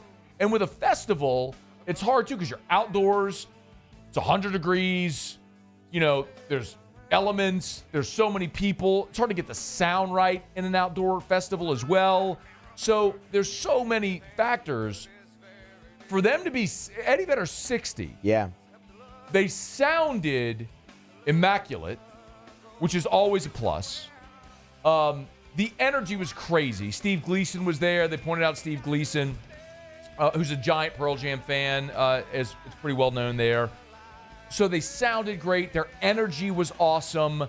The crowd was beautiful. The day was beautiful. Everything was amazing. So all of the elements that factored in there were incredible. By the way, there's Steve Gleason right there. They had him right in front. He and his wife, Michelle, were there.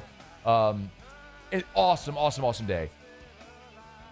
And then the set list is the other piece of it, too. And you just never know what you're going to get with a set list because they change, they don't just stick with a set list. They change it every time. And Eddie handwrites every set list. I told you this last week. In calligraphy. Yep. And he learned calligraphy as something to do when they were on the road. So he handwrites every set list that they do. And their set list was awesome. They opened with Corduroy, went to do the Evolution next, Why Go, Small Town. They only played 2 songs from their new album, which, let's be honest, hour 45 set at a festival, play the hits. Yes. We're not there to see the new stuff. Exactly. We're there to see the stuff we know. And they got some good stuff on the new album as well. But they did 2. One of the 2 they did was Wreckage, which is a good song, but nobody knows it. The majority of the people, right? I know it. The majority of the people don't. And then after that, it was just bangers the rest of the way with one exception. They went Daughter, Even Flow, Tremor Christ. They played a song called Love Boat Captain, which I'll come back to that in a second. But then they went to Red Mosquito, Black, Jeremy, State of Love and Trust, Better Man, Porch. And then after Porch, all of their finishers. Like where normally they would play a finisher and then go off the stage, maybe come back for an encore. Instead, they just kept playing them all. They went Alive, Ledbetter, Baba O'Reilly, Rockin' in the Free World. It was banger. And every one of those songs, I thought it was going to be their last song, and they kept doing more. And it was just like the last 45 minutes of the show was just punching you in the face with mega hits, and you never relented. It was awesome. So the set list was incredible. I mean, all the way through. So, the Love Boat Captain thing. Yeah. Okay. So, Eddie Vedder is telling this story that he meets these fans somewhere. He didn't say backstage or wherever. And they wanted to make a request. It was the guy's birthday. And he's like, well, I'm not really into doing requests, especially as a lot of people's birthdays, whatever. Well, then it goes further. He's there with his wife, and it's her birthday, too. So, they share a birthday. He's like, but the cincher was it's their 30th wedding anniversary, too. So they share a birthday and got married on their birthday. That's a lot. Okay. So they want to... And they request Love Boat Captain. I'm like...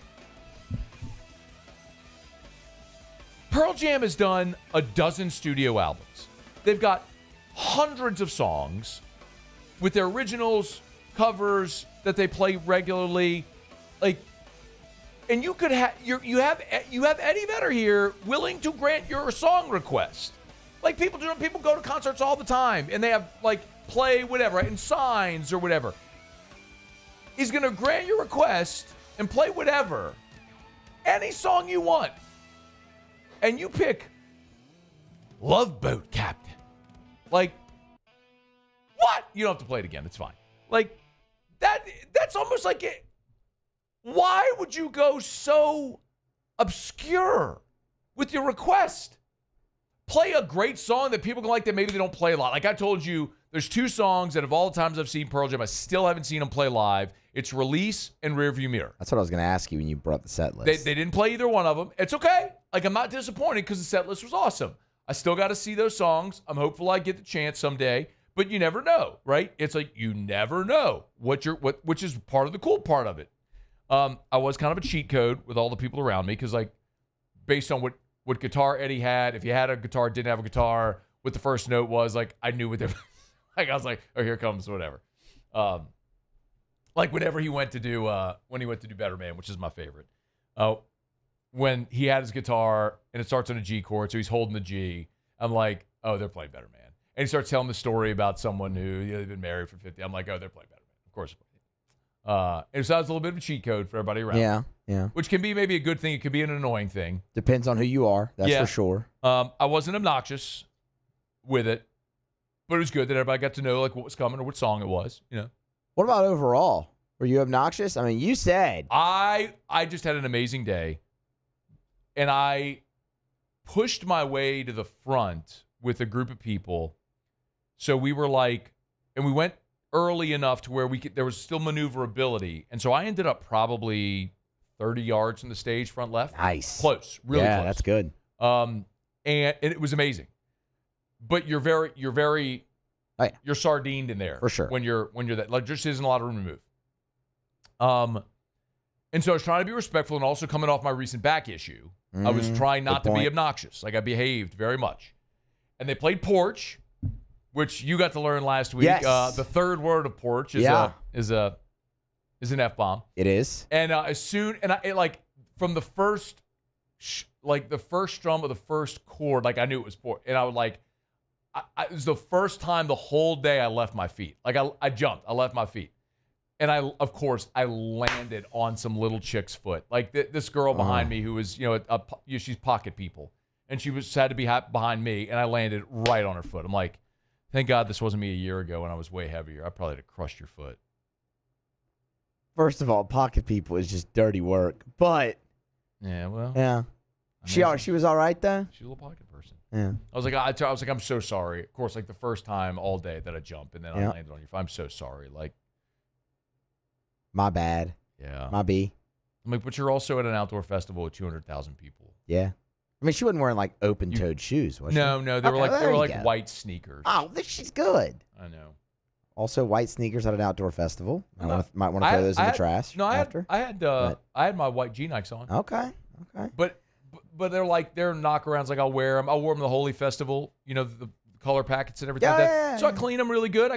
There's like a it's called Magic. It's MGK. They sell it at the mall. It's this shoe cleaning kit, and it works great. It's amazing. I mean, it'll bring your stuff back to life. But you got to have those that are just the knockarounds, you know what I mean? Like, you're going to wear them to a festival. Yeah, no, for sure. Pearl Jam was awesome. I'm glad to hear that. Great time. Amazing. Best time you've ever seen him. That's crazy. I think so. I think that was the best. Wow. Just the combination of I was about to say, how much of that could, I know we got to go, but how much of that could be like it just was so long since you had seen them? I don't know. Yeah. I mean, I'm really very aware of all the times I've seen them and the feelings I had and songs they played and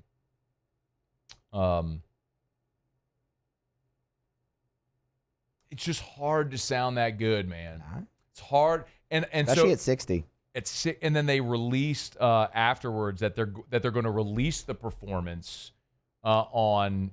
People, you can buy a recording of it or a stream recording of it, I think, on May 22nd. So I'm very interested. I'll buy it, of course, and go back and listen to see, will it sound as good mastered as it sounded coming through the speakers out in the field? I'm very curious to see. But some of the video, I took some videos on my phone. I've watched other things that people have posted, and it sounds pretty awesome. Like Chili Peppers a few years ago at Jazz Fest did not sound awesome. Yeah. They were great. The energy was awesome. It was a fun concert. They played it. It was an awesome show. They just didn't sound great that day, which happens. But really good day. The NFL is releasing the schedule next Wednesday, May 14th. Remember, not just who you play, but where and when you play them. I say when and where, but yes. Same deal. Right? It is, yes. Just inverted. All right, it's after further review. Otterlock's next. Stay here. AFR. Hey, on Friday, I had River City's 1 Hour Air out to my house to do the thing that I encourage you to do all the time. Pre-season AC tune-up. Y'all, this is your standard maintenance, your preventative maintenance. It's like going to the dentist every 6 months. It's like getting your oil changed every 3 months or every 3,000 miles or whatever, 5,000 miles, whatever your car calls for. Same thing for your HVAC system. You got to do this standard seasonal maintenance, y'all. You got to do it. You want to extend the life of your unit? Do this. They'll come by, they'll clean it, make sure it's tuned up, ready to roll through the warm weather months so you don't have issues. And if you have an issue, get it when it's a tiny, tiny issue and doesn't become exacerbated to some big expensive issue. It's River City's 1 Hour Air. 752-0001, 752-0001, 752-0001. Look for the big yellow vans and trucks with the giant clock on the side. For River City's 1 Hour Air, where they're always on time or you don't pay a dime. You work hard every day to pursue a life you love. You put in the time, and it shows. You're forging ahead, chasing a dream, creating something better for the ones you love. You're building your own life. So why not build your own tractor? With John Deere tractors and attachments for almost any need, the Sunshine team can help you do just that. Check out our current promotions and learn more about what it means to be powered by Sunshine at sunequip.com. At Bayou Automotive, we believe in a sales process that puts you first. We want you to experience an easy purchase with clear pricing and great service. Let Bayou Ford and Bayou Chrysler Dodge Jeep Ram be your trusted partners in finding your perfect vehicle. The crew at Bayou Automotive is going to do right by you. Gulf Coast Bank and Trust is giving our customers the power to bank anywhere, anytime during this challenging event. And we're right there with you. Our mobile banking app is a smart way to manage your money and time. Gulf Coast Bank and Trust, the bank that cares about you. These are the luckiest ice cubes in the world. They could have been a thankless bed for an all-you-can-eat salad bar. But instead, they've been called upon to cradle and cool a crisp, refreshing Dos Equis. Looks like the lucky just got luckier. Dos Equis.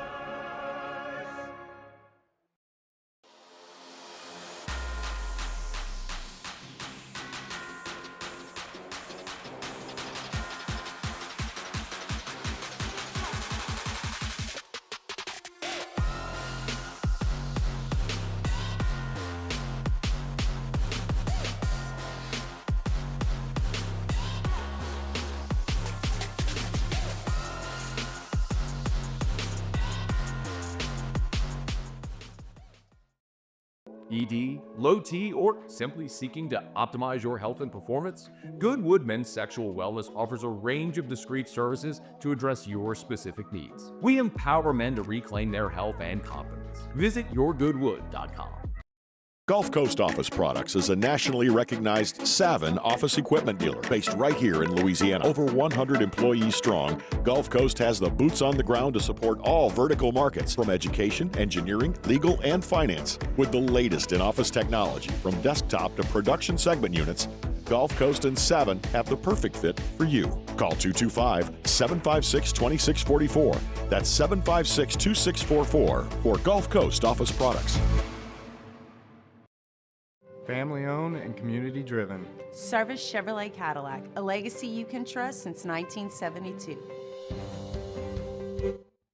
After further review, presented by Relief Windows. Windows, doors, siding, and oh yeah, they also do interior shutters. Down the stretch we come. Final segment here on a Monday edition of AFR. Presented by Relief Windows. Big shout out Brandon and Adrian Holly. Everyone over at Relief Windows always doing amazing work. Windows, door, siding. As we say, they do shutters as well over at Relief Windows. Remember those vinyl windows? Come finished in whatever color you want. Pick out your color. Do it once. You are done forever. White, tan, earth tone. But they got 9 different colors: hunter green, silver, clay, bronze, black, brown. Check it out at Relief Windows. They got a cool post up right now on all their social medias. Just follow them, Relief Windows, on Facebook or Instagram or anywhere. Relief Windows and reliefwindows.com. All right, normally this is the part of the show where we do Otter Locks. Got a text earlier today from Jimmy, because Jimmy texts me and Hunt the picks so we can put the picks up at LouisianaSports.net. Jimmy's text earlier today read, sick as a dog, in bed with food poisoning, Celtics -9. It's a tough scene, man. Food poisoning is no fun. We hope our guy's doing well, but I mean, the commitment right there. to still give you a pick. I hate this chair. Sick as a dog, and he's still handing out picks. I'm reminding myself why I hate this chair so much. Yeah. Why I fought this chair for so long. Sitting in it again, I hate this chair again. Yeah. So whenever he first sent it, I was like, oh, man, Otter sucks. Sorry to hear that, man. Hope you feel better. And then Hunt screenshotted it and sent it into the group, the LouisianaSports.net group text. So it's me, Ross Jackson, Rivers, Marler, Hunt, Jesse Spazzali, who works with us as well on the site. And he just screenshotted like the text and sent it to the group with no words or context at all. That's so good. And when I saw it like that, actually, no, I'm sorry. He sent the screenshot and then put poetry. Sick as a dog in bed with food poisoning, Celtics -9. Is that iambic pentameter? I don't know. I don't think it is. But anyway, everybody laughed like it's incredible. River said that should be the post. Just post the image. I'm like, that's actually not a bad idea when you think about it. Like the commitment to everything we're doing here for the Otter. Anyway, he likes the Celtics tonight, -9 with we got Celtics-Knicks tonight. Is that we got game 1? Celtics-Knicks? 6 o'clock on TNT, True TV, and Max. Yes. And then the night game tonight's Denver OKC. NBA playoffs are so good, man. I cannot say that I'm watching any hockey playoffs. You any hockey? No, I haven't watched the NBA either. Oh, man. No NBA playoffs? Like, what do you do when you go home tonight? What do you put on TV? Even if it's just in the background. Yeah, I mean, that's normally what it is right now. It's just background. But I don't know. I'll probably find something else. I don't know. I watched a bunch of things on World War II the other night. It was real good, actually. Knicks Celtics tonight, game 1. Starting here in 5 minutes. I'll watch the finals. Celtics -9. I'm missing out. Different level of intensity. NBA is so much better than college basketball. My God, it's not even close. Y'all have a great night. See you tomorrow at 3. AFR. Getting on down the road. Remind you about the Williamson Eye Center, 924-2020, 924-2020, or williamsoneye.com. It's so funny. After Jazz Fest on Saturday, me and the group I was with, 4 of us, went to dinner.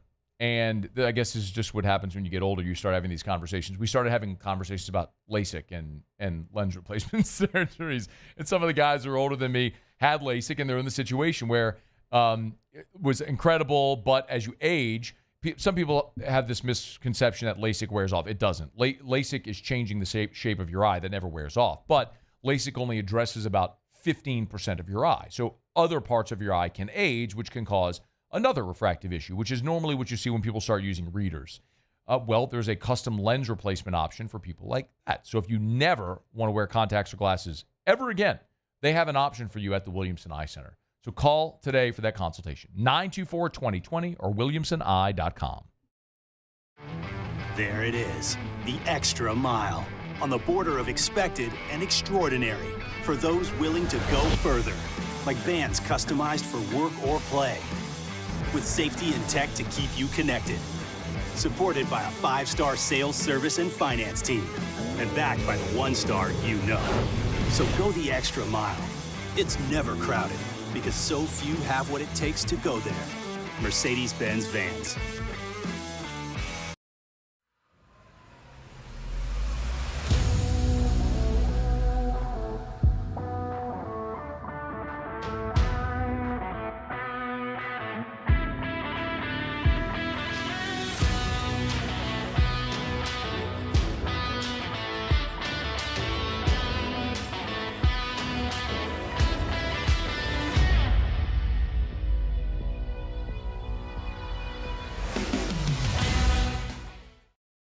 ED, low T, or simply seeking to optimize your health and performance? Goodwood Men's Sexual Wellness offers a range of discreet services to address your specific needs. We empower men to reclaim their health